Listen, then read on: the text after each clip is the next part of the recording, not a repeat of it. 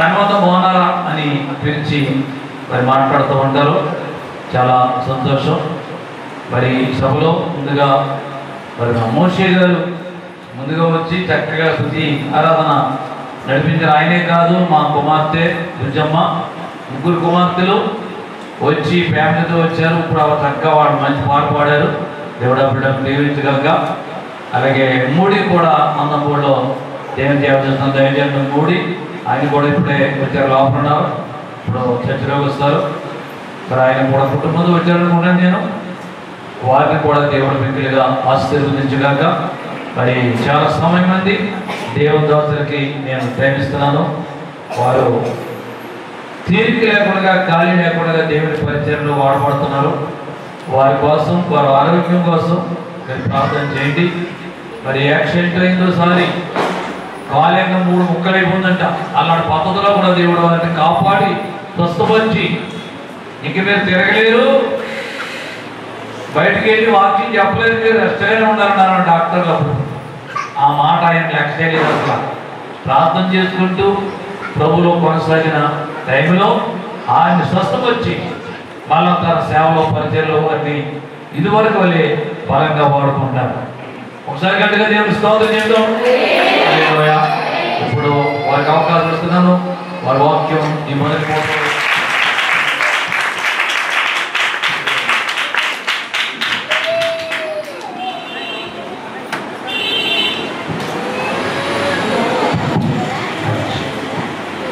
దేవుని నామమునకు దేవునికి స్తోత్రాలు. ఇంకా గట్టిగా చెప్తా అనుకున్నాను. హల్లెలూయా. ప్రభువైన యేసుక్రీస్తు నామములో కూడి ఉన్నందరికీ నా ప్రత్యేకమైన శుభవందనాలు తెలియజేస్తూ ఉన్నాను. అందరికీ వందనాలమ్మా. వందనాలు కనబడాలి, వినబడాలి. కనబడాలి అంటే చేతులు జోడించి నా రైట్ చెప్పండి వందనాలు. కొంచెం నవ్వుతూ చెప్పండి. బాగున్నారా? బాగున్నారమ్మా? నేను చెప్తున్నానా, మర్చిపోయారా? ఇదేమన్నా మర్చిపోయామమ్మా? రైట్. మరి దైవజనులు, తండ్రి సమానులు ఈ ప్రాంతంలో దేవుని పక్షంగా నిలబడి ఎన్నో కష్టాలు, శోధనలు, ఏర్కలు, ఇబ్బందులు ఎన్నో వచ్చినా వాటన్నిటిని అధిగమించుకుంటూ ఈ రోజున దేవుని కొరకు ఈ ఆత్మలను సంపాదించిన యోధుడు, వీరుడు, దైవజనులు భాస్కరయ్య గారు. నిజంగా వారితో నాకున్న పరిచయం ఐ ఫెల్ట్ వెరీ హ్యాపీ. చాలా సంతోషిస్తాను. ఎక్కడైనా కనపడితే చాలు ఆగి పలకరించడం నాకు చాలా ఇష్టం అవుతుంది. కనుక వారితో ఉన్న పరిచయం ఈనాటిది కాదు, గత 20 సంవత్సరాల నుండి, మేబీ కొన్ని 20 సంవత్సరాలు అయిపోతున్నాయి కదా మీతో పరిచయం. కనుక అప్పటి నుండి కూడా నన్ను జ్ఞాపకం పెట్టుకొని తరచుగా నన్ను పిలుస్తూనే ఉన్నారు, నేను వస్తూనే ఉన్నాను. కనుక వారికి దేవుడు దీర్ఘాయుష్ను అనుగ్రహించి ఇంకా భవిష్యత్ కాలంలో వారి ద్వారా, వారి కుమారుల ద్వారా ఈ పరిచర్యలు ఇంకా విస్తరింపబడాలని దైవజనుడిగా నేను కోరుకుంటూ ఉన్నాను.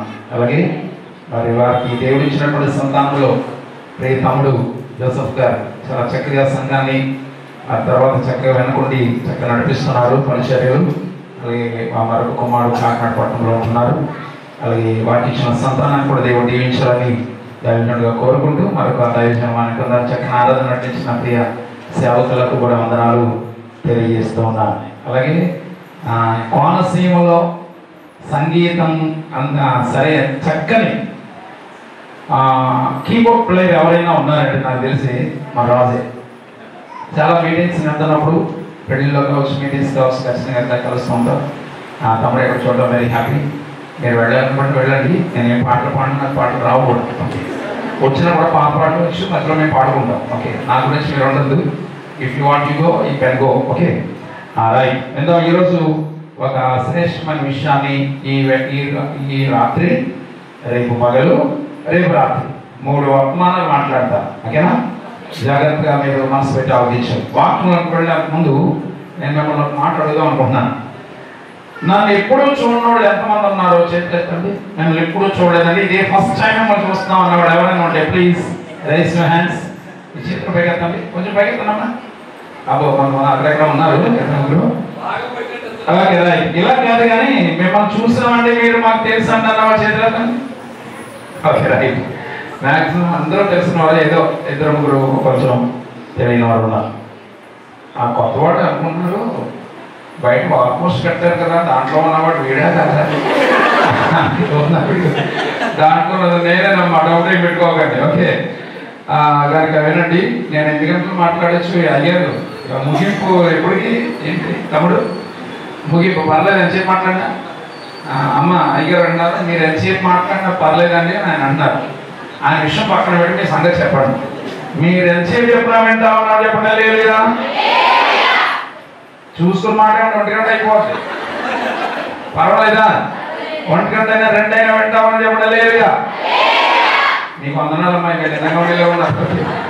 ఇలాగే ఓ పాస్ గారు సంఘానికి అడిగారట, ఎంతసేపు చెప్పమంటారమ్మా వాక్యం అంటే. ఒక ఆవిడ అందంట, నువ్వు ఎంతసేపు అయినా చెప్పు కానీ నువ్వు వెళ్ళేటప్పుడు మాత్రం మమ్మల్ని ఎక్కడో చెప్పుకోవాలని అంటే అభివృద్ధి చెప్పుకోవడం నిద్రపోతామండి.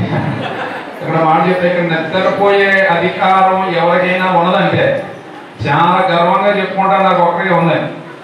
రాత్రి శుభకరగా తెలుసు, శుభకర రాజమండ్రి అవుతున్నా కాతీరులో వాకింగ్ చెప్పి ఇంటికి వచ్చినప్పటికి 1 గంటన్నర, పండుకున్నప్పటికీ 2 అయిపోయింది. మళ్ళా ఉదయాన్నే మరొక చోట పరిగెట్టారు, మళ్ళీ ఇక్కడికి వచ్చాను. రేపు పగల రాత్రి ఇక్కడ ఉంటాను, మళ్ళీ ఎల్లుండి ఉదయం మరొక చోటకి. ఇలాగా కొన్ని నెలలు కదండి, సంవత్సరాల నుండి తిరుగుతూనే ఉన్నాను. ఆయన తిప్పుకున్నాడు, నేను తిరుగుతున్నాను అంతే. కనుక అలా తిరిగి ప్రపంచం అంతా తిరిగి మళ్ళీ ఇక్కడ వచ్చి నిలబడ్డాను. ఎందుకంటే నాకు ఈ కోనసీమ వచ్చిన తర్వాత, actual I'm not from Konaseema, నేను కోనసీమ కాదు, కాకినాడ దగ్గర ఉన్నటువంటి ఒక చిన్న పల్లెటూరు వేండ్ర అనే గ్రామం, మా సొంత ఊరు. అక్కడప్పుడు పెరిగారు. వేండ్ర విన్నారు ఎప్పుడన్నా? వింటారు మానవుడు అమ్మాయి, వర్షం వచ్చినప్పుడు రావాలి, తాండ్ర అయిపోతుంది వేండ్ర. అలాంటి నల్లబట్టు వచ్చిన పల్లెటూరు. సుమారు అయ్యగారులాగే మా నాన్నగారు 60 సంవత్సరాల నుంచి సేవ చేస్తారు. పక్కా పెంచుకు స్పాస్ గారు ఎన్ని సంవత్సరాల నుంచి? 60 సంవత్సరాల నుంచి. మా నాన్నగారి సంఘం సేమ్ ఇలాగే ఉంటుంది. అంటే కొంచెం బాల్కనీ చాలా పెద్ద సంఘం ఉంటుంది, 400 మంది ఉంటారు అయ్యారు నాన్నగారి సంఘంలో. అలాగే ఒక 3 బ్రాంచ్ సంఘాలు కూడా ఉన్నాయి. చక్కగా పరిచయం చేస్తున్నారు మా నాన్నగారు. నిన్న మొన్నటితోనే మా ఉపవాసాలు అయిపోయాయి నాన్నగారి సంఘంలో, అక్కడే ఉన్నాను 2 దినాలు కూడా. సరే, ఇలాగా నాకు ఈ పరిచయం చూస్తుంటే మా నాన్నగారి పరిచయం ఎక్కువ వస్తున్నారు. ఎందుకంటే వారు ఆ దినాల్లో పడ్డ కష్టాలు సామాన్యమైన కష్టాలు కాదు. అప్పుడు సరిగ్గా రోడ్లు లేవు, ఎవరి బళ్ళు లేవు, కార్లు లేవు, సైకిల్ మీద ఎంత దూరమైన బాడెనక బందనక వర్షం అనక ఏమండి అలాగే తిరిగి ఎంతో ఘనమైన పరిచయం చేసినటువంటి దైవజనుల ముందు నిలబడి వాక్యం చెప్పే ధన్యత దేవుడు నాకు ఇచ్చినందుకు నేను ఎంతో గర్వంగా ఫీల్ అవుతున్నాను. దేవుడికి మహిమ కలుగునుగా. వారి యొక్క దీర్ఘాయుష్మంతులుగా ఉండాలి. దీర్ఘాయుష్మాన్ బావ అని అన్నారు. మీకు సంస్కృతం కూడా వచ్చిందండి, దేవునికి ఓకే. అలా ఇది కనుక ఈరోజు కొన్ని విషయాలు మనం నేర్చుకుందాం. వినండి, మధ్యలో కొంచెం నా సాక్ష్యం కూడా గుర్తు చేస్తూ ఉంటాను. ఓకే, ఎందుకంటే యాక్సిడెంట్ అయింది, పోవాల్సిన ఉన్నాయి పైకి. అనుకునేదా నా 2 కాళ్ళు సరిగా పనిచేయవు. ఒక కాలు నాకు పోలియో 25 ఇయర్స్. అంటే కొంచెం ఒకసారి జ్ఞాపకం చేస్తే బాగుంటుంది అని చూడండి. ఇలా చూస్తారా? ఈ కాలు చూస్తున్నారా? ఈ కాలు నాకు చాలా సన్నగా చూస్తున్నారు. ఇంకాళ్ళకి ఇలా ఉంటుంది 25 ఇయర్స్, 25 సంవత్సరాల వయసు వచ్చే వరకు అయ్యారు ఇలా 7 మీద నడిచేవాడు.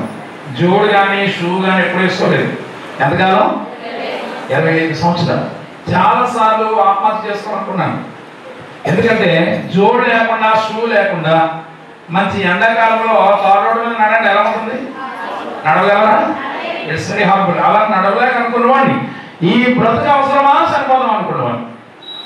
కానీ బైబిల్లో మాట ఉంటుంది, నాకు చాలా ఆశ ఉండేది నా స్నేహితుల్లాగా నాకు కూడా జోడేసుకోవడానికి ఎంత బాగుందని చాలా బాధపడేవాడిని. కానీ దేవుడిని ఆశ నెరవేర్చాడు. 25 ఇయర్స్లో 7 ఉన్న కాదు ఈ రోజున వచ్చింది. ఓకే, జోడు వేసుకున్నాను, షూ వేసుకున్నాను, మీకు నడవడానికి దేవుడు ఉపయోగించాడు. దేవుడికి స్తోత్రం. ఆల్రెడీ మీకు తెలిసిన విషయమే, ఆల్రెడీ సాక్ష్యం అన్నారు కదా. ఇక మనం వాక్యంలోకి వెళ్దాం. ఏంటండి, ఈ రోజున ప్రపంచవ్యాప్తంగా, ఎస్పెషల్ ప్రపంచం కూడా పక్కన పెడదాం, భారతదేశంలో ఏమండి మనుషులు దేవుని దగ్గర నుండి ఏమి ఆశిస్తున్నారు అని ఆలోచన చేస్తే, మనుషుడు ఎవరైనా సరే దేవుడి దగ్గర నుంచి ఏం ఆశిస్తారు, ఏం కోరుకుంటారు చెప్పండి. ఇప్పుడు దేవుడు మీకు ప్రత్యక్షమై ఏం కావాలో కోరుకుంటా అన్నాడు అనుకోండి. దేవుడి సార్ దేవుని దగ్గర ఏమని అమ్మ మనసులో మాట చెప్పండి అమ్మా, ఏమడుగుతారు? ఆశీర్వాదాలు. నా కుటుంబం దీవించబడాలి, నా పిల్లలు దీవించబడాలి, నాకు దీవెనల ఆశీర్వాదాల కొరకే దేవుడి దగ్గర నుంచి ఆశిస్తూ ఉంటాం, అంతే కదా. అది వినండి. ఇప్పుడు ఉన్నదంతా కూడా అదే. ఎక్కడ చూడండి ఆశీర్వాదాలు. దేవుని దగ్గర ఎందుకు వెళ్తున్నారంటే ఆశీర్వాదాల కోసం, దీవెనల కోసం మనం వెళుతూ ఉంటాం కదా. అయితే నేను ఒక ప్రశ్నతో ప్రసంగం స్టార్ట్ చేస్తాను. ఈ ప్రశ్న బాగా వినండి, సమాధానం కూడా కరెక్ట్ గా చెప్తే 3 దినాలు నా 3 ప్రసంగాలు కూడా ఇదే మాట మీద ఉంటుంది. అర్థమైందా? ఒకే అంశం మీద ఈ 3 దినాలు ఈ 3 ప్రసంగాలను చేస్తాం. మనసు పెట్టి మీరు ఆలోచించాలి. రైట్. దేవుడి దగ్గర నుంచి మనం ఆశీర్వాదాలు, దీవెనలు కోరుకుంటాం కదా. అయితే దేవుడి దగ్గర నుంచి ఆశీర్వదించబడాలి అంటే మనము దేవుని దగ్గరికి వెళ్ళాలా, లేక దేవుడే మన దగ్గరకు వచ్చి దీవిస్తాడా? నా ప్రశ్న బాగా అర్థమైందా? అమ్మా ఇంకా బయట కూడా కనపట్లేదు అయ్యారు. అయితే మీరు ఇలా కాదు, ఇంకా పెద్ద మందిరం. దీనికంటే మరి ముందుకెళ్ళడానికి వీళ్ళు రోడ్డు ఉంది, మరి వెనకెళ్తారా, ఈ పక్కకి వెళ్తా ఈ పక్క వెళ్తా తెలియదు. కానీ ఇంతకంటే అందరూ మందిరంలో కూర్చుని పెద్ద మందిరాన్ని దేవుడికి అనుగ్రహించుగాక. ఆమేనన్నవాక్షేశ్వరపరిచుగాక. ఏమన్నా 2 సంవత్సరాలు అదే కదా పెద్ద మందిరం ఎవరు అవుతారు మీరు ఎప్పుడు? నిజంగా అందమైన సుందరమైన పెద్ద మందిరాన్ని దేవుడికి అనుగ్రహించుగాక. రైట్. నెక్స్ట్ టైం పెద్ద మందిరం కట్టేదాకా నన్ను పిలవకండి, నేను రానుకోను. Okay right. వినండి, ఎందుకంటే గత 15 సంవత్సరాల నుంచి ఇక్కడ సంఘాల వాళ్ళు 15 years నుంచి పిలుస్తున్నారండి.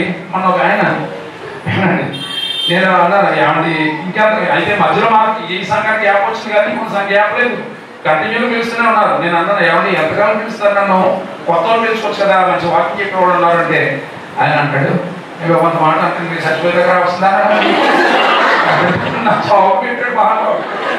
అంతేత మరి ఇంకెంతకాలం నన్ను పిలుస్తారు ఈ సంఘంలో చూద్దాం. ఓకే. ఇంకొక అన్నాడు నేనంటే ఎంత ఇష్టం అంటే మాస్ గారికి ఎక్కడంటే మల్లిపురం ఏరియాలో ఉంటాడు.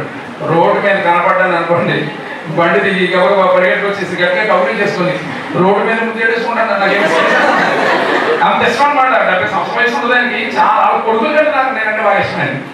నా బైబిల్ కాలేజీలో నాకు ఆయన స్టూడెంట్. ఓకే. దానికి ఆ విషయం ఏంటంటే మ్యాటర్ ఏంటంటే దేవుడి దగ్గర నుంచి ఆశీర్వాదాలు కోరుకుంటాం. ఓకే. అయితే దేవుడు మనల్ని ఆశీర్వదించాలంటే మనము దేవుని దగ్గరికి వెళ్ళాలా, లేక దేవుడే మన దగ్గరకు వచ్చి ఆశీర్వదిస్తాడా? ఓ పని చేద్దాం. మనమే దేవుడి దగ్గరికి వెళ్ళాలన్న వాడు చేతులెత్తండి. మనమే దేవుడి దగ్గరికి వెళ్ళాలప్పుడు దేవుడు మనం ఆశీర్వదిస్తాడన్న వాడు చేతులెత్తాడమ్మా. ఓకే సరే రివర్స్ అడుగుదాం. కాదండి మన దగ్గరికి దేవుడు వచ్చి దీవిస్తాడన్న వాడు చేతులెత్తానుకోండి. అయిపోయింది మందో ఎత్తట్లేదు, ఇటు ఎక్కట్లేదు. ఎందుకంటే ఇది ఏమంటే ఏమంటాడో అంతే కదా, నాకు అర్థమైంది. చెప్పండి, మనము దేవుని దగ్గరికి వెళ్ళాలా, దేవుడే మన దగ్గరకు వచ్చి దీవిస్తాడా? ఇది క్లారిటీ కావాలి మనకి. మనమే దేవుని దగ్గరికి వెళ్ళాలి, అంతేనా? ఇప్పుడు మీరు చెప్పడం నేను చెప్పడం కాదు, బైబిల్ ఏం చెప్తుందో చూద్దాం. ఏదైనా మనకు ప్రామాణికం ఏంటంటే బైబిలే. బైబిల్ ఏం చెప్తుందో ఒకసారి చదువుతారా? ఇది కూడా వినండి. ఒక భక్తుడు అనలేదు ఈ మాట, దేవుడే అన్నాడు ఈ మాట. ఏమన్నాడు చదువుతారా? నిర్మాకాండము 20:24 వచ్చినాం. నిర్మాకాండము 20:24 చదవండి.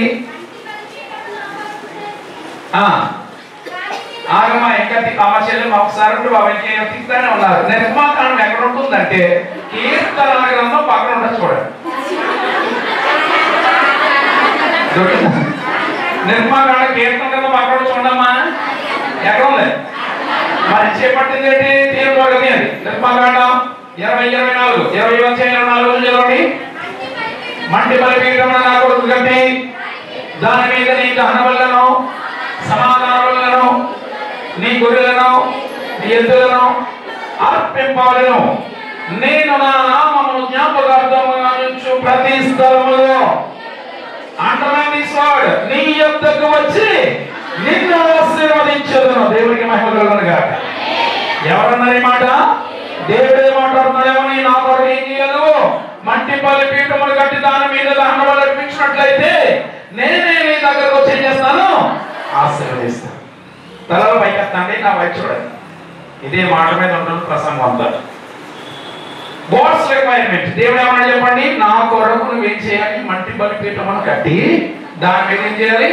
దహన బలి అర్పించినట్లయితే నా నామమును జ్ఞాపకార్థముగా నుంచి ప్రతి స్థలములో నీ యొద్దకు వచ్చి నేను నిన్ను ఆశీర్వదిస్తాను. దేవుడే మన దగ్గరకు వచ్చి ఆశీర్వదిస్తానని దేవుడు చెప్పాడు. మీరు నా దగ్గరికి రండి అలా దేవుడు అన్నాడు. ఎవరంటే నేను మీ దగ్గరకు వచ్చి దీవిస్తాను, ఆశీర్వదిస్తాను. అయితే దానికి ముందు మీరు పని చేయాలి. ఏం చేయాలి? బలిపీఠం కట్టాలి. ఏం కట్టాలి? ఏ బలిపీఠం? ఏ బలిపీఠం? మట్టి బలిపీఠాన్ని కట్టాలి. అప్పుడు నేను దగ్గరకు వచ్చి దీవిస్తానన్నాడు. ఇప్పుడు వినండి, ఎలా వినండి. దేవుడు, మన దేవుడు ఉన్నాడు కదా. ఎక్కడున్నాడు దేవుడు? మా దేవుడు ఆకాశం మంది ఉన్నాడు. బైబిల్లో కీర్తన కదా 115 కీర్తన చదవద్దు వినండి. 115లో ఉంటుంది మన దేవుడు ఆకాశం మంది ఉన్నాడని ఉంటుంది కదా. మన దేవుడు ఎక్కడున్నాడు చెప్పండి? ఆకాశంలో ఉన్నాడు కదా. ఉన్నటువంటి దేవుని భుజం మీద పెద్ద మూట ఉందంటే. హలో, ఎవరి భుజం మీద? దేవుని భుజం మీద ఏముంది? పెద్ద మూట. ఆ మూట ఏంటంటే ఆశీర్వాదాల మూట. చెప్పండి అందరూ. ఆశీర్వాదాల మూట పట్టుకుని దేవుడు ఏం చేస్తున్నాడంటే ఆకాశంలో అటు ఇటు తిరుగుతున్నాడంటే. ఎవరు? దేవుడు. ఏ మూట? ఆశీర్వాదాల మూట పట్టుకుని ఆకాశంలో అటు ఇటు తిరుగుతున్నాడంటే. ఎందుకు? ఎవరైతే బలిపీఠం కడతారో బలిపీఠం దగ్గరకు వచ్చి మూట వేద్దామని. ఈ మూట ఎంతమందికి కావాలో చేతులెత్తండి. దేవుని భుజాల మీద ఉన్న ఆశీర్వాదాల మూట ఎంతమందికి కావాలో చేతులెత్తమ్మా. ఎవరు వద్దా? మరి చేతులెత్తలేదు. ఓకే, అయితే దేవుడు ఆయన పట్టుకొచ్చి మూట మన ముందు వేయాలంటే, మన ఇంట్లో వేయాలంటే మనం ఏం చేయాలి చెప్పండి? చెప్పలే, మనం ఏం చేయాలి? బలిపీఠం కట్టాలి. ఓకే, అయితే ఈ రోజు బలిపీఠం కడుతున్నామా లేకపోతే ఎక్కడెక్కడికో పరిగెడుతున్నామా అన్నది గురించి చెప్పబోయే పాటు చాలా జాగ్రత్తగా మీరు మనసు పెట్టి ఆలోచించాం. అలా ఉన్నారా? ప్రసంగం స్టార్ట్ అయిన తర్వాత ఇంకెవరో లోపలికి వెళ్ళడం బయటకు రావడం ఈ తతంగాలు ఏం పెట్టుకోకండి. ఒకవేళ ఎవరన్నా వెళ్ళిపోవాలి అనుకుంటే ఒక పని చేయండి. ఇప్పుడే నడిపించున్నాను, ఆ పాట పాడతాను, నడిచేది కూడా నమ్మకం వెళ్ళిపోవడం. మధ్యలో లోపలికి వచ్చి బయటకు వచ్చి ఇలాంటివి పెట్టకండి. రెండోది, ప్రసంగం అయ్యేదానికి నా వైపే చూడాలి. పక్కన భూకంపం వచ్చిందన్నా సరే నా వైపే చూడాలి. ఇంకా బాగా చెప్పమంటారా? నా ముఖం మీకు నచ్చినా నచ్చకపోయినా మీటింగ్ అయ్యే వాళ్ళు నా వైపు చూస్తూ వింటే ప్రసంగం బాగా అర్థమవుతుంది. ఓకేనా? బైబిల్లో ఇద్దరు వ్యక్తుల గురించి మాట్లాడతాను. పాత నిబంధనలో ఒక వ్యక్తి, క్రొత్త నిబంధనలో ఒక వ్యక్తి. ఓకేనా? మూలపాఠం గుర్తుపెట్టుకోండి సుమా.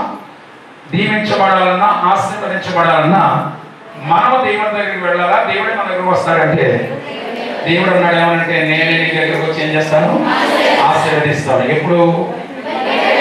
ఏం కట్టినప్పుడు? ఏ బలిపీఠం? ఇది బాగా చెప్పాను. ఓకే, బైబిల్లో ఒక వ్యక్తి ఉన్నాడు. ఆయన, నేను పేరు చెప్పండి కానీ ఆటోమేటిక్ మీరు నేను ఆయన గురించి చెప్తున్నప్పుడు ఆటోమేటిక్ మీరు ఒకటి ఆయన పేరు చెప్తాను. ఓకే, ఇశ్రాయేలు దేశానికి శత్రు దేశం. ఎలాగండి? ఇశ్రాయేలు అంటే ఎవరో? దేవుని జనాంగం కదా. దేవుని జనాంగానికి శత్రు దేశం ఒకటి ఉంది. అది ఎవరు చెప్పమండి? భయంకరమైన విగ్రహాల సంబంధమైన దేశం. ఆ దేశంలో ఏమండి అన్య దేవతలకు బలులించి ఇవ్వడంలో ఆ దేశానికి మించిన దేశం మరొకటి లేదు. అలాంటి దేశానికి ఒక సైన్యాధిపతి ఉన్నాడు. ఆ దేశం మనకు ఎవరు చెప్పండి? సైన్యాధిపతి ఉన్నాడు.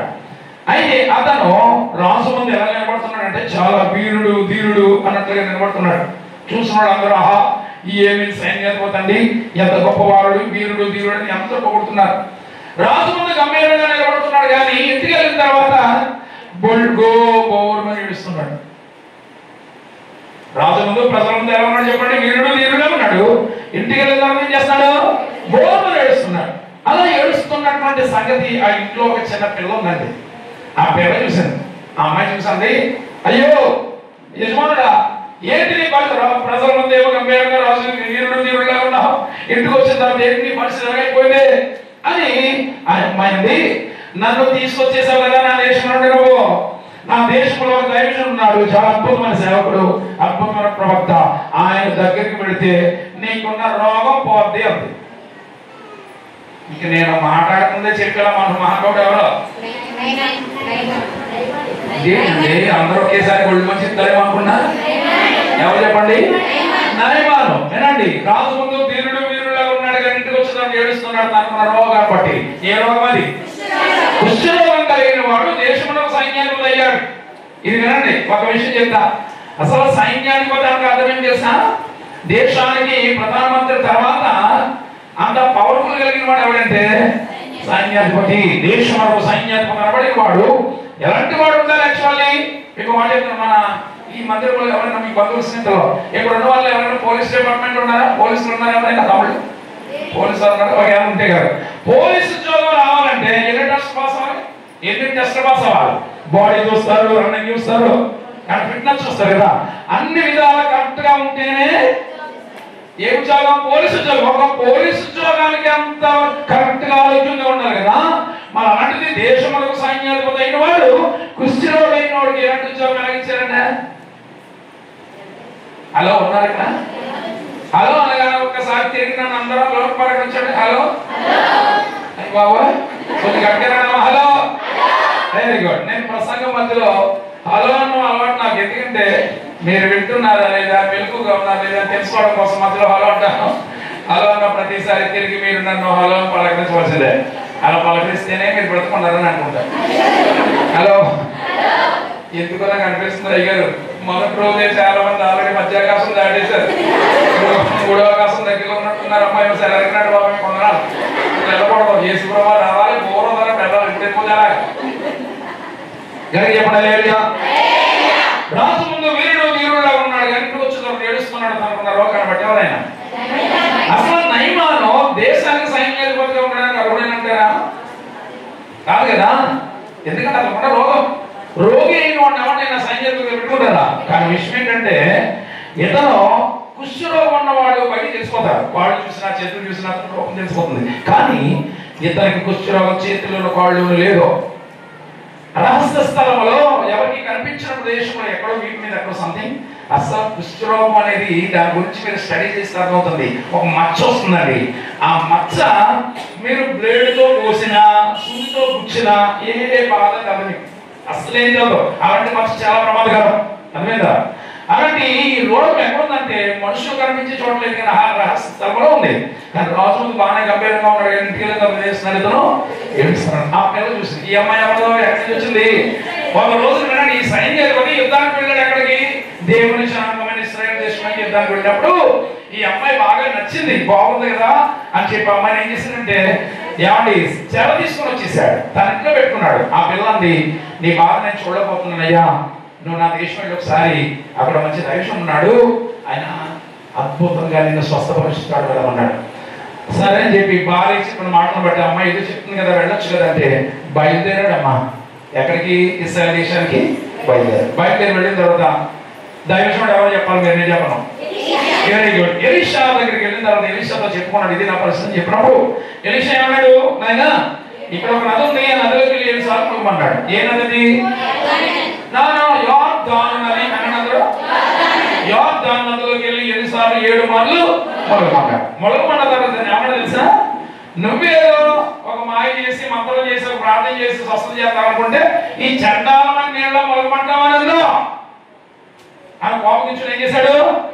వెనక ప్రయాణం కట్టాడు. కూడా ఉన్నవారు అన్నారు నాయన నీకు ఆ నీళ్లు ఎందుకు, నీకు అవసరం వస్తుంది కదా అని చెప్పి తెలిసి చేయొచ్చు కదంటే మొత్తం మీద మాట విని వీళ్ళు ఏం చేశారంటే 7 సార్లు మళ్ళీ 7వ మారు మునిగి లేవగానే శరీరం పసిపిల్ల దేహం అంటే పసిపిల్ల దేహం అంటే ఎలా ఉంటుంది? చాలా కదా పిల్లలు ముట్టుకుంటే అంతలాంటి స్మూత్ గా మారిపోయింది. అసలు తన శరీరం చూసుకుని అతను ఆశ్చర్యపోయాడు. అప్పుడు ఏం జరిగిందంటే ఈ అద్భుతం ముందే ఉన్నాడు వచ్చి చండామని మాట్లాడు నన్ను అని కోపగించుకుని వెళ్ళిపోదాం అనుకున్న తను ఎప్పుడైతే అద్భుతం జరిగిందో తిరిగి మళ్ళీ ఎక్కడికి వచ్చాడు?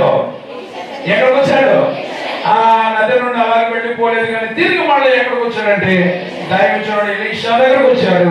వచ్చి చాలా కాంట్లు పట్టుకొచ్చాడు. ఆ కాంట్లు ఇద్దామని చెప్పి ఆయన ఏమన్నాడు చదువుదాం. చేద్దాం ఒకసారి. రాజుల 2వ రాజుల గ్రంథం 5వ అధ్యాయం. 2 Kings 2వ రాజుల గ్రంథం 5వ అధ్యాయం 15వ వచనం చదవండి. రాజుల 2వ రాజుల గ్రంథము. హలో ఎలాగా? పరివారంతో వచ్చాడమ్మా. ఓకే. అప్పుడు తన పరివారంతో కూడా దైవజనుడి దగ్గరకు తిరిగి వచ్చి ఎక్కడ నుండి?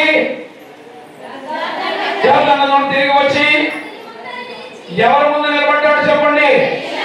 ఎలీషా ముందు నిలబడ్డాడు. ఎవరైనా దేశమునకు సైన్యాధిపతి, చాలా ఉన్నతమైన స్థితిలో ఉన్నవాడు, చాలా ఉన్నతమైన పొజిషన్ లో ఉన్నవాడు తిరిగి వచ్చి దైవజనుడి ముందు నిలబడి ఏమంటున్నాడు చదవండి? అతని ముందు నిలిచి చింతవించుము. ఆగండి ఒక్కసారి. ఆయన ఏమన్నాడు? ఎవరితో? ఎలీషాతో. ఇది వినాలి. చిత్తగించుము, చిత్తం ప్రభువా అని ఎవరు అంటారు చెప్పండి. రాజు ముందు నిలబడి మాట్లాడే మాట ఏంటంటే చిత్తం ప్రభువా అంటారు కదా. అలాంటిది దేశమునకి సైన్యాధిపతి అయినటువంటి నయమాను దైవజనుల ముందు నిలబడి మాట్లాడుతున్న మాట ఏంటంటే చిత్తగించుము అని ఆయన మాట్లాడుతున్నాడు. అంటే ఎంత గౌరవించాడు. ముందేమన్నాడు? నదిలో మలమంటే ఏమన్నా చెప్పండి. ఈ చండాలమైన నీళ్ళ నా దేశంలో ఎన్ని అద్భుతమైన నదులు ఉండగా ఈ నీళ్ళ మలమంటాడా? ఏమనుకున్నాడు నా గురించి? అని వెళ్ళిపోదాం అనుకున్నాడు. అద్భుతం జరిగిన తర్వాత తిరిగి వచ్చి దైవజనులతో మాట్లాడిన మాట ఏంటంటే చదువుమా ఏనండి చిత్తమో చిత్తమని మాట్లాడి చదవండి. చిత్తగించుము ఇశ్రాయేలులో ఉన్న దేవుడు తప్ప లోకమంతటి యందును మరి యొక్క దేవుడు లేడు. దేవుడికి మహిమ కలుగును గాక. ఇతను ఎవరంటే అన్య దేశానికి సైన్యాధిపతి. విగ్రహారాధన సంబంధమైన దేశం. ఆ దేశంలో ఎన్నో దేవతలకు దేవుళ్ళకి ఏం చేశాడంటే బలు అర్పించిన మహానుభావుడు. ఇలాంటి వాడు ఎప్పుడైతే దేవుడు అద్భుతం చేశాడు ఏమంటున్నాడంటే ఇశ్రాయేలు ఉన్న దేవుడు తప్ప లోకంలో మరొక దేవుడు లేడని నాకు ఇప్పుడు అర్థమైంది, నేను తెలుసుకున్నానని ఒక మాట అంటాడు. చదవసలి చదవండి. ఇప్పుడు వినండి. ఇన్ని మాటలు చెప్పిన తర్వాత ఇలా అన్న తర్వాత ఏమంటున్నాడు ఇతను? ఇప్పుడు చెప్పండి చెప్పండి. ఇప్పుడు నీ దాసుడనైనా ఆగండి ఒకసారి ఆగారు. ఈ మాట మాట్లాడినది ఎవరు మైండ్ పెట్టుకోండి. సామాన్యుడు కాదు. దేశం మనకు సైన్యాధిపతి అయిన వాడు దైవజనుల ముందు నిలబడి ఏమంటున్నాడంటే నీ దాసుడనైనా. ఎవరమైతాను అంటే ఎలా తగ్గించుకున్నాడు అర్థమవుతుందా? ఎంత తగ్గించుకున్నాడు అంటే ఇప్పుడు నీ దాసుడనైనా నా యొద్ద ఈ కానుకలు తీసుకోమని చెప్పి కానుకలు ఇస్తాను అంటే ఏమన్నాడు ఈయన దైవజనుడు ఎలీషా గారు? ఈ కానుకలు నాకు వద్దనైనా పట్టుకెళ్ళిపో అన్నాడు. మళ్ళీ బతిమాలాడు. అయ్యో అలాగనద్దు తీసుకో ప్లీజ్ అని అడిగితే ఈయన అన్నాడు యెహోవా జీవము తోడు నీ జీవము తోడు నా కానుకలు తీసుకెళ్ళిపోమన్నాడు. ఏనండి తీసుకెళ్ళిపోమన్నప్పుడు అయితే ఏం చేయాలి? సైలెంట్ గా పట్టుకెళ్ళిపోవాలి కదా. సైలెంట్ గా తీసుకెళ్ళాలా వద్దా? తీసుకెళ్ళి. కానీ ఏం చేశాడు చెప్పండి. నువ్వు కానుక ఎలాగా తీసుకోవడం లేదు కనుక నేనే నిన్ను ఒకటి అడుగుతా, అది నాకు ఇమ్మన్నాడు. హలో హలో ఎక్కడ ఉన్నారమ్మా? ఇక్కడ ఏమన్నా లేవుగా.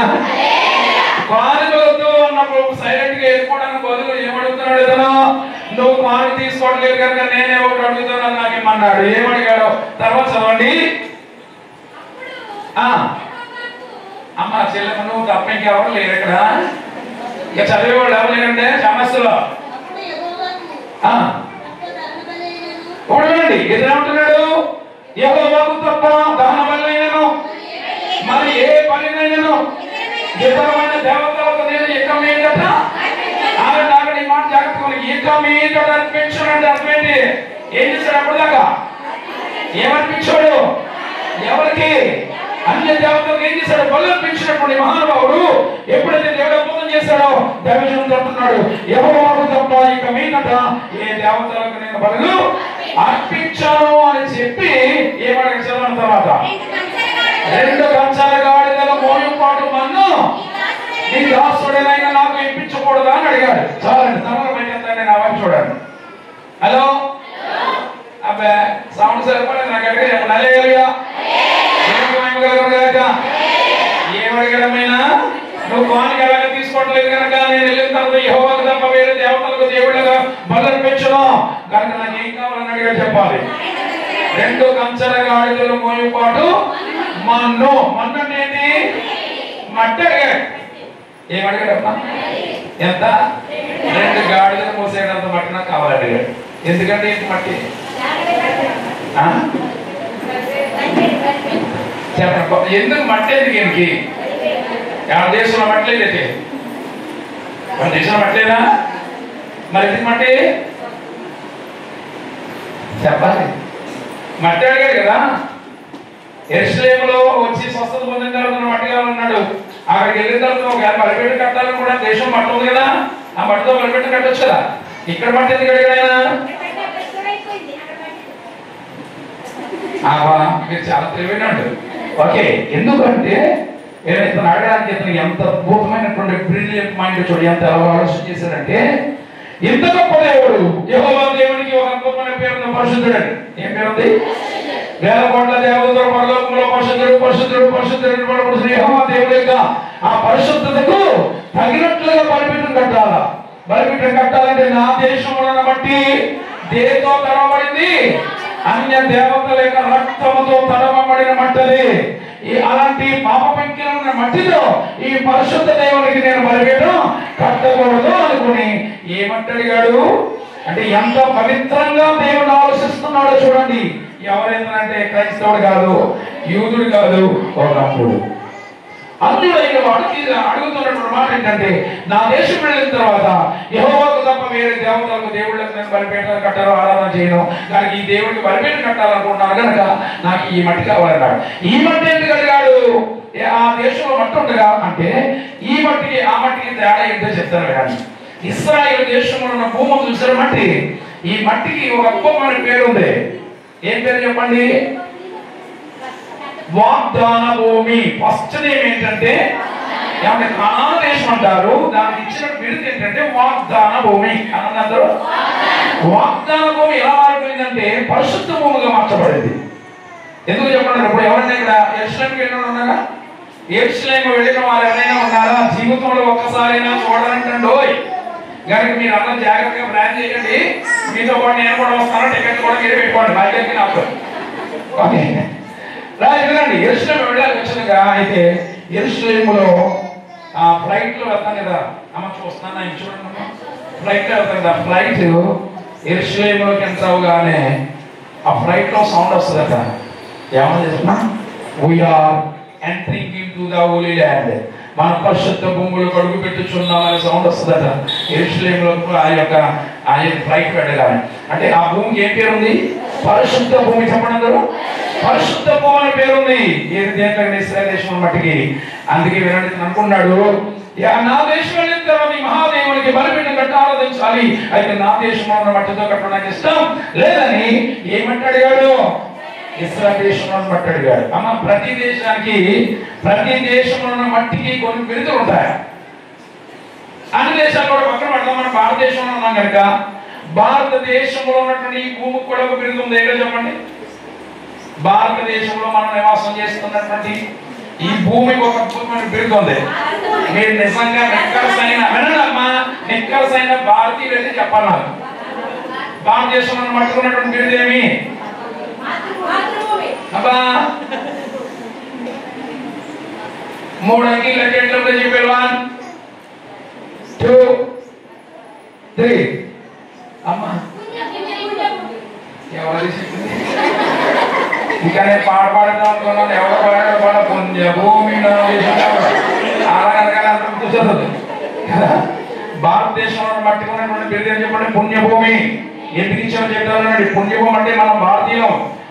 భారతదేశంలో పుట్టినందుకు గర్వించాలి. భారతదేశానికి ఉన్నంత భక్తి ప్రపంచంలో ఏ దేశానికి లేదో.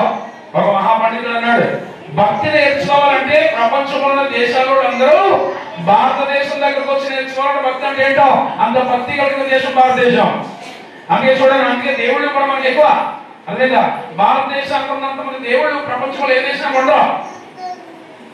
ఏమంటే ఒక మాట, ఒక భారతదేశంలో మనుషులకు దేవుళ్ళు కానీ పంచిపెడితే భారతదేశంలో ఉన్న దేవుడు మనిషి పక్క 3 దేవుడు అంటారట. మనిషి 3 దేవుడు, కొంతమంది దేవుడు ఉన్నారు. 3 దేవతలు ఒకటైనా మాట చూసారా? ఏమని దేవుళ్ళు దేవతలు అనే వారు ఎక్కువ. ఎందుకు ఎక్కువ? భక్తి ఎక్కువ కాబట్టి దేవుళ్ళు ఎక్కువ. మనకి ఇది విమర్శ కోసమా? భారతదేశానికి భక్తి ఎక్కువ కాబట్టి దేవుళ్ళు ఎక్కువ ఉన్నారు. ఇది తప్పే కాదు. అయితే వినండి, ఈ దేవుళ్ళలో నిజమైన దేవుడు ఒకడు ఉంటాడు. అర్థమైంది కదా? అయితే వినండి, విషయం ఏంటంటే అందుకే భారతదేశము చేసే పుణ్యకార్యాలలో ఏమండి ప్రతి దాన్ని దేవుడని మనం ఆలోచిస్తాం. కడప దేవుడు, రుబ్బుల దేవుడు, సంతిగా దేవుడు, మన దేవుడే. ఎందుకంటే ప్రతి దాన్ని కూడా మనం దేవుడిగా పూజిస్తాం. ఎందుకు? మన రక్తంలో మన నరాల్లో ఏముంది? భక్తి ఉంది. భక్తి ఉన్న వారు ఎవరైనా ప్రతి దాన్ని దేవుడిగా పూజిస్తారు. ఇంక చెప్పమంటారా, ప్రపంచ దేశాల్లో మన భారతదేశంలో ఉన్న స్త్రీల కోసం ఎంత గొప్పగా చెప్పుకున్నారంటే భారతీయ స్త్రీ లాంటి స్త్రీలు ప్రపంచంలో ఎక్కడ ఉండరంట. ఏ విషయంలో?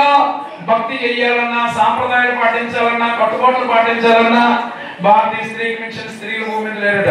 భర్తను గౌరవించాలంటే భారతీయ స్త్రీకి మించిన స్త్రీ భూమి మీద లేదంట. భర్తను గౌరవించాలంటే భారతీయ స్త్రీ లేదంట. ఎందుకు చెప్పంటారా? ఉదయం లేవగానే దేవుడికి దండం పెట్టండి, భర్త పాత్రలకు దండం పెడతారంటే గొప్పవాడు భారతీయ స్త్రీలు. అమ్మాయి ఒకప్పుడు మొబైల్ ఇప్పుడు కదమ్మా, మొబైల్ చాలా గొప్పవాడు ఉంటారు నిజంగానే. ఎందుకంటే భారతీయ స్త్రీలు భర్త పాదాలకు దండం పెడతారు. భారతదేశం అదే నిర్మించింది. ఏమని? పతియే దైవం అంటే అర్థమేంటి చెప్పండి? భర్తే దేవుడని భారతదేశం నేర్పించింది. అందుకే వినండి, దేవుడికి దండం పెట్టి కంటే భర్త పాదాలకు దండం పెట్టి దేవుడికి దండం పెట్టంటే అన్నట్టు ఏం చేసేవారంటే భర్త పాదాలకు దండం పెట్టి వాళ్ళకి ఒకప్పుడు ఇప్పుడు కాదు. ఎలాగే ఒక మీటింగ్ లో ఇదే మాట చెప్పాను. చర్చ పక్క నుంచి ఎవరు పెద్ద అన్నాడు, బాబు భర్త పాదాలకు దండం పెట్టడం పక్కన నేను కాళ్ళకు లాగి ఉంటుండే సమయం ఎవరు ఇప్పుడు అంతా వ్యవసాయం అంతా. ఓకే, విషయం ఏంటంటే ఇంకోటి చెప్పమంటారా? భర్త పేరు నోటితో పలికేవారు కాదు భారతీయ స్త్రీలు. భర్త పేరు నోటితో పలికేవారు కాదు. ఎవరన్నా వచ్చి అమ్మా మీ ఆయన గారు పేరు చెప్పండి ఏం చేసేవాళ్ళు? నా పక్కోడిని ఎవరో పిలిచేవాడు, ఆయన పేరు చెప్పిన పక్కోడి చెప్పించేవాడు, పేరు చెప్పేవారు కాదు. అంత పవిత్రంగా చూసేవాడు భర్తనే. ఇది కూడా ఒకప్పుడు అమ్మో, ఇప్పుడు కాదు, ఇప్పుడు అంతా రివర్స్ అయిపోయింది. భర్త పేరు ఎందుకు? ఇది బైబిల్ ఉన్న విషయమే. భర్త పేరు ఉండదు పలకూడదు. బైబిల్ ఏం చెప్తుంది? నిన్ను సృష్టించిన వాడు నీకు ఏమై ఉన్నాడు? నిన్ను సృష్టించిన వాడు నీకు భర్త అయి ఉన్నాడు బైబిల్ చెప్తుంది కదా. అందుకే యూదుల ఆచారంలో ఒక ఆచారం చెప్పంటారా? యెహోవా అనే నామాన్ని నోటితో పలకరు వాళ్ళు. పలకాలి అంటే 3 సార్లు స్నానం చేయాలి. 3 సార్లు స్నానం చేసి బాసిపేట వేసుకుని ఏమండి కళ్ళు మూసుకుని మనసులో చెడ్డ తలంపులు పాప తలంపులన్నీ బయట పంపించేసి అప్పుడు పలుకుతారు ఏమని? యెహోవా. అంత పవిత్రంగా పలుకుతారు. బైబిల్ చెప్తుంది నీ దేవుడైన యెహోవా నామమును నువ్వు వ్యర్థంగా బైబిల్ మాట. ఎందుకంటే నిన్ను సృష్టించిన వాడు ఏమై ఉన్నాడు? నీకు భర్త అయి ఉన్నాడు. భర్త పేరు నోటితో పలకూడదని అక్కడి నుంచి వచ్చింది. అందుకే భారతీయ స్త్రీలో భర్త పేరు నోటితో పలికేవారు కాదు ఒకప్పుడు. ఇప్పుడు అంతా రివర్స్ అయిపోయింది. అమ్మాయి మా ఇంటి పక్కన ఇల్లు ఉండదండి, ఎవరో వచ్చి అడుగుతున్నారు అమ్మా మీ ఆయన గారు ఉన్నారా అన్నాడు. అమ్మాయి ఎవడో లోపల నుంచి వచ్చిన సౌండ్ ఏమని? ఇదిగా వాడు సంగతి నాకు తెలదు, ఇంకోసారి వాడిని అడిగావా వాడిని నిన్ను కూడా ఏదో అన్నామని నేను అనలేనమాట. ఇప్పుడు అంతా ఏమైపోయింది? అంతా రివర్స్ అయిపోయింది. లవ్ లో పడతారు పిల్లలు, ప్రేమలో పడి ఇప్పుడు ప్రేమించినా పెళ్లి చేసుకుంటారు. రేపు ఆ పెళ్లి చేసుకోబోయే మాట్లాడుతున్న ఒక అమ్మాయి ఫోన్ లో విన్నాను నేను. ఏరా చెప్పేక్షారా నీకోసం ఇక్కడ ఎవరిని పెళ్లి చేసుకోబోయి కాబోయే పడుతుంది యారా పెళ్ళి అవ్వకుండా ఏరా ఉందంటే పెళ్లి అయిన తర్వాత బతికాలని కొంచెం చూసుకోవాలి. హలో హలో ఉన్నారనే అయిపోయారా? అక్కడికి చెప్పండి దేవునికి మేము భారతదేశం సాంప్రదాయాల పుట్టినలో కట్టుబాట్ల పుట్టినలో భక్తి విషయంలో భారతదేశానికి మించిన దేశం మనకు లేదు. అందుకే భారతదేశాన్ని ఏం చేయాలి? మనం గౌరవించాలి. భారతీయులుగా పుట్టినందుకు మనం దేవునికి స్తోత్రం కలగాలి.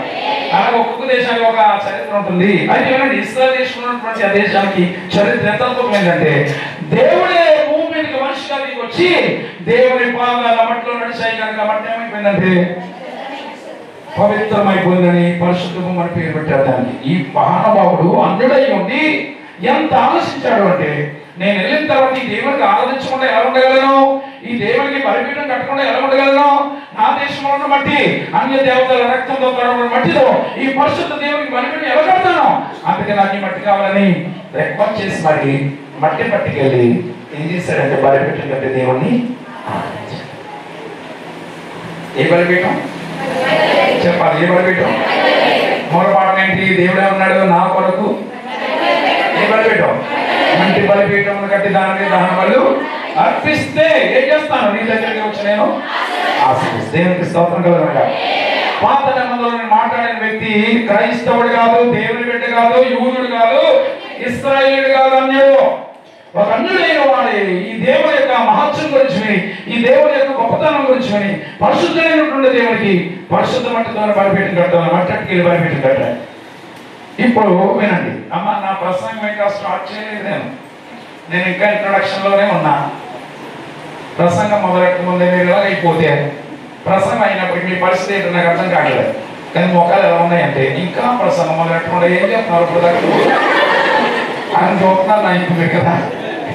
దేవుడికి స్తోత్రం కలుగునుగాక. సరే, ఇప్పుడు దేవుని మాట ప్రకారం మనం దీవించబడాలంటే ఏం చేయాలి చెప్పండి? ఇంకా మీకు అర్థమయ్యే చెప్పండి. అబ్రహాం గారు ఉన్నాడు. అబ్రహాం గారు అంటే మనకు బాగా తెలుసు కదా బైబిల్లో. అబ్రహాము మహానుభావుడు, ఆయన కట్టిన బలిపీఠాలు ఎవరు కట్టలేదు. బలిపీఠం కట్టిన ప్రతి చోట కూడా దేవుడు ఏం చేశాడు? ఆయన్ని ఒక మాట చెప్పిన దేవుడు అన్నాడు, అబ్రహామా come out from the place, ఆ ప్రదేశంలో పెట్టి వచ్చే బయటికి అంటే పెట్టి బేడ సర్దుకోలేదు, భార్య తీసుకుని బయలుదేరి వచ్చేసాడు.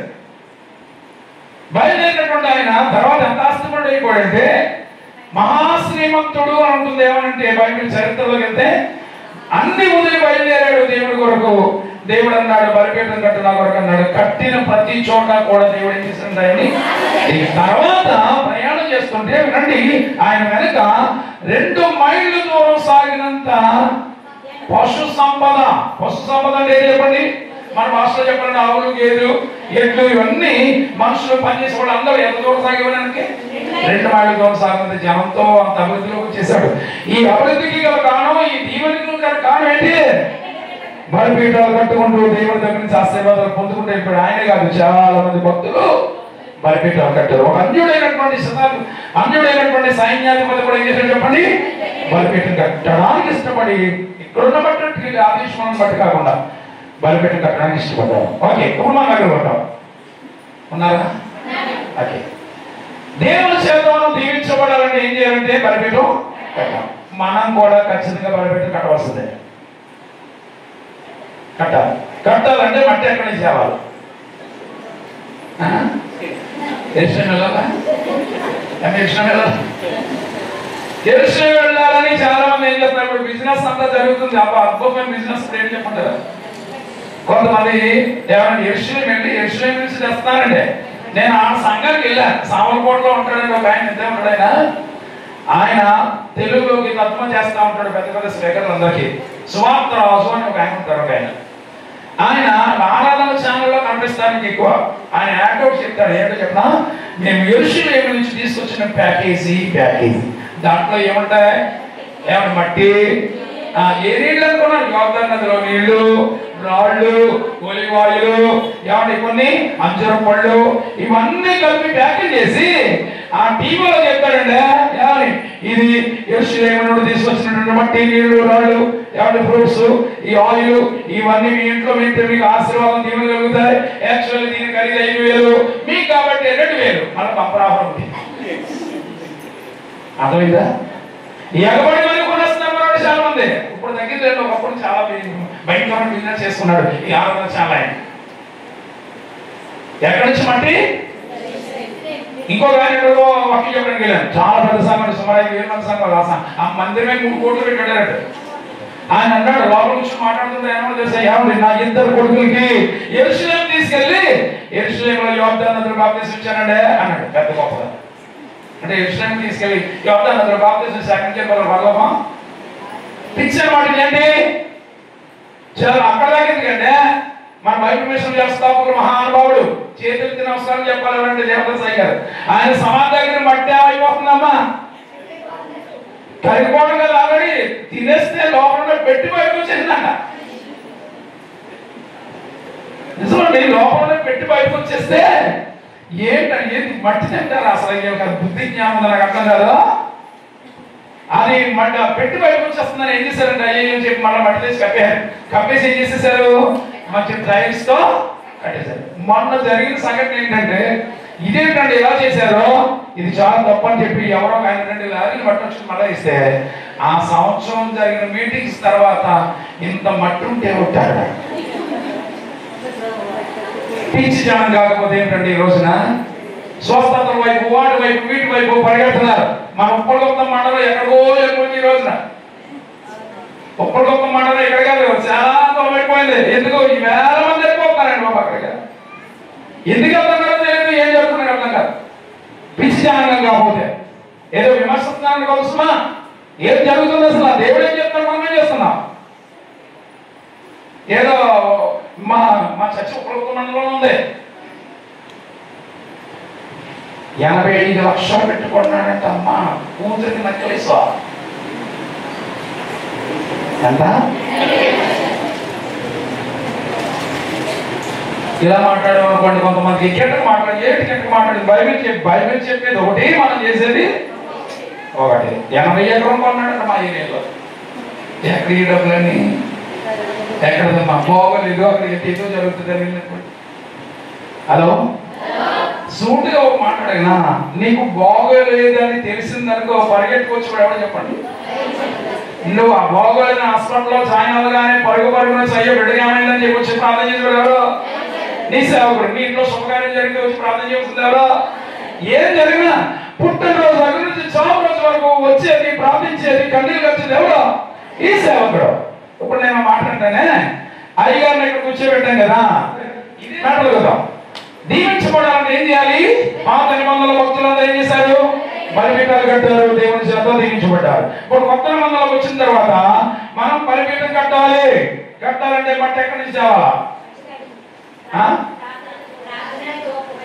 అబ్బా, మీరు చాలా తెలివైన నాకే పాఠాలు అయిపోతున్నారు మా మీకు. యాభై ప్రార్థన బలిపీఠం ఉన్నారు మీ వాళ్ళు. ప్రార్థన బలిపీఠం కాదు, నేను చెప్తా. మట్టితోనే బలిపీఠం కట్ట. కొత్త నిబంధనలు సరే మట్టితోనే బలిపీఠం కట్టాలా? ఎలా మట్టి ఎక్కడి నుంచి తేవాలంటే వినండి, ఏమండి దేవుడు ఏంతో చేశాడంటే ఏంతో చేశాడు? దేవుడు మట్టితో చేశాడు కదా. పాత నిబంధనలు అంటే కంటికి కనిపించే మట్టిని తెచ్చి బలిపీఠం కట్టారు. కానీ కొత్త నిబంధనలకు వచ్చిన తర్వాత మట్టి దేవకలేదు. మనమే ఒక మట్టి బలిపీఠంగా మారిపోవాలి. హల్లెలూయా. ఒక మట్టి బలిపీఠంగా మారిపోవాలి. అలా మారిపోయిన మహానుభావుడు ఒక ఆయన ఉన్నాడు కొత్త నిబంధనలో. ఆయన ఎవరు అన్నదే నేను చెప్పబోయే పాఠం. పాత నిబంధనలో ఒక ఆయన మట్టి తెచ్చి బలిపీఠం కట్టి దేవుడిని ఆరాధించాడు, అన్యుడైన వాడు. కొత్త నిబంధనలో కూడా ఒక మహానుభావుడు ఉన్నాడు, ఆయన అన్యుడే. ఆయనే మట్టి తెచ్చి బలిపీఠం కట్టలేదు, ఆయనే ఒక బలిపీఠం మారిపోయిన మహానుభావుడు. ఎవరైనా అన్నది నేను చెప్పబోయే పాఠం. ఓకేనా అమ్మా? నా పాఠం స్టార్ట్ అవుతుంది, జాగ్రత్తగా వినండి.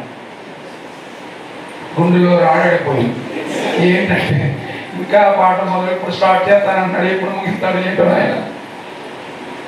త్వరగా ముగించుకుందాం. ఓకే, రేపు కూడా ఉంటాయి. రేపు పగలు రేపు రాత్రి కూడా ఇదే మ్యాటర్ మీద ఉంటుంది. జాగ్రత్తగా ఉన్నారా? ఉపవాసం ఉన్నారా? మందులు ఉన్నాయి. మీరు ఏది పెట్టినట్టున్నారు బయట బ్యాండ్లో ఉపవాసం రాగలనా? ఓకే, ఉన్నారా? చెయ్యొద్దా నేను అడగను. ఓకే, ఎందుకంటే ఈరోజు ఉపవాసాలు ఎవరైపోయినా బాగా తెలుసు. ఎక్కడ చూసినా ఉపవాస ప్రార్థనలే. గత 2 నెలల నుంచి మాట్లాడుతున్నా. అక్టోబర్ ఎండింగ్ వరకు మ్యాక్సిమం డేట్స్ అన్నీ అయిపోయాయి. అయితే వినండి, ఉపవాస ప్రార్థనలు ఎలాగైపోయినాయి అంటే పేరు ఉపవాసాలు కానీ ఎక్కడో కానీ ఉపవాసం. మొన్న ఏదో ఊరు వెళ్ళండి, పెద్ద బ్యాండ్ ఊరు చివరికి కనపడుతుందమ్మా ఉపవాసం జీవ పండుగలని. ఆ బ్యాండ్ చూడగానే అనుకున్నాను అవి బాబు చాలా పెద్ద ఉపవాసం చేస్తున్నారో బాబు అనుకున్నా. తీరా వెళ్ళాను, నిలబడ్డాను, వాక్యం ఆయన ఇచ్చారు. నిలబడి అడిగాను, అమ్మ ఏం మీటింగ్స్ ఉన్నా దాంట్లో ఎవరు అన్నారు? ఏమంటే సౌండ్ ఏమడేది కానీ మనిషి కనపడలేదు. బ్యాండ్ చూడలేదు అయ్యారు అన్నాడు ఎవడో. సరే చూశానని, సరే నాకు అర్థమైంది ఉపవాస ప్రార్థనని. ఎంతమంది ఉన్నారు ఇక్కడ? 2000 మంది. ఎంతమంది ఉన్నారు? 2000 మంది ఉన్నారు. బ్యాండ్ ఎంత ఎట్టారు? ఊరికి బ్యాండ్ ఎట్టారు. ఎంతమంది ఉపవాసం ఉన్నారో చేతికి ఎత్తమంటే 3 ఎత్తారమ్మా. ఎంతమంది? బ్యాండ్ ఎంత ఉంది? ఊరంత ఉంది. అక్కడ ఉన్నవాళ్ళు ఎంతమంది ఉన్నారు? 2000 మంది ఉన్నారు. ఉపవాసం ఎంతమంది? ఉపవాస ప్రార్థనలు ఎలాగైపోయినాయి అంటే నేతి బీరకాయ విన్నారా? అమ్మ మీరు ఎలా ఉన్నా చెప్పనా? మేము ఇప్పుడే మీకు చూసాం చెప్పండి. నేతి బీరకాయ నెయ్యి ఉంటుందా? ఉంటుందా? ధర్మస్పత్రిలో ధర్మం ఉంటుందా? ఉపవాస ప్రార్థనలో ఉపవాస ప్రార్థనలు అలా అయిపోయిన ఉపవాస ప్రార్థన పేరు పెట్టుకున్నారు కాబట్టి కనీసం ఒక రోజున్నా ఉండాలి. దేవునికి స్తోత్రం కలుగుగా. 3 దినాలు ఉండలేము. అడిగారు మేము ఉపవాసాలు చేసేవాళ్ళం. నిజంగా పెంతెకొస్తు సంఘం వారు చేసినట్లుగా ఉపవాసాలు ఎవరు చేయడం ఏ సంఘం చేయడు. 3 దినాలు మంచినీళ్ళు తాగేవాళ్ళం కాదమ్మా. గుర్తుపెట్టుకోండి, మంచినీళ్ళు కూడా వాటర్ కూడా తాగేవాళ్ళు కాదు. అంత కఠిన ఉపవాసం. పోటీ పడి ఏమొస్తున్నాం మా నాన్నగారి సంఘంలో ఒక 60 మంది ఏమొస్తారు. పోటీ పడి మరి మంచినీళ్ళు కూడా తాగకుండా 3 దినాలు ఉపవాసం ఉంటాయి. ఇప్పుడు అలా ఉండమని కూడా చెప్పట్లేదు, ఉండదు కూడా. ఎందుకంటే అప్పటి కాలం కూడా మారిపోయింది. బీపీలు షుగర్లు ఎక్కువైపోయాయి. ఎక్కువ టైం ఉండగానే కనీసం ఒక పూటైనా ఇంకా వాళ్ళ రోజున ఉండి దేవుని సందర్భంగా ఉపవాసం చేయండి. దేవునికి స్తోత్రం. ఈ ఉపవాస ప్రార్థనలో ఖచ్చితంగా నువ్వు నీ ఇంటి దగ్గర బలిపీఠంగా మారిపోవాలి. నువ్వు ఎక్కడెక్కడ పరిగెట్టడానికి లేదు. ఎంతవరకు పరిగెట్టావేమో కానీ దేవుడు నీ దగ్గరికి వస్తానని వాగ్దానం చేసిన దేవుడు నీ ఇంట్లో రావాలంటే నువ్వు ఎక్కడికి వెళుతూ నువ్వే ఒక బలిపీఠంగా నీ ఇంట్లో మారిపోవాలి. అలా బలిపీఠంగా మార్చబడిన మనుషుడు ఎవరో నేను చెప్తాను. దానికి చిన్న ఇంట్రడక్షన్ చెప్తాను. చాలా జాగ్రత్తగా మీరు మనసు పెట్టి ఆలోచించండి. దేవునికి స్తోత్రం కలుగుగా. హల్లెలూయా. గట్టిగా చెప్పండి. సంగమా సమగమా పరలోక రాజ్యపు ప్రతిబింబమా యేసయ్యను నిలుపునగా నీతిని అలంకరించి సిద్ధపడుమా. ఓ సంగమా దిగుమా. హల్లెలూయా. దేవునికి మహిమ కలుగుగాక. వినండి, యేసుక్రీస్తు వారి లోకంలో జీవించినప్పుడు ఆయన చేస్తున్న ప్రతి కార్యం కూడా ప్రజలకు ఎలా ఉంటుందంటే ఆశ్చర్యంగా ఉంటుంది. అవును కదా? ఎందుకంటే ఆయన చేసిన కార్యాలు సామాన్యమైన కార్యాలు లేదు. ఆయన చేసిన అద్భుతాలు ఎవరు చెప్పండి? సముద్రం మీద నడుచుకుంటూ వెళ్ళిపోయాడు. ప్రజలకు ఎలా ఉంటుంది? నేలను ఏం చేశారు? ద్రాక్షరసంగా మార్చేశారు. ప్రజలకు ఎలా ఉంది? చనిపోయిన రోజుల సమాజంలో వాసన ఏం చేశారు? బయట తీసుకొచ్చారు. ఒక ఊళ్ళోకి వెళుతుండగా శవం తీసుకొస్తుంటే శవం ఏం చేశాడు? ఇవన్నీ ఎలా ఉన్నాయి?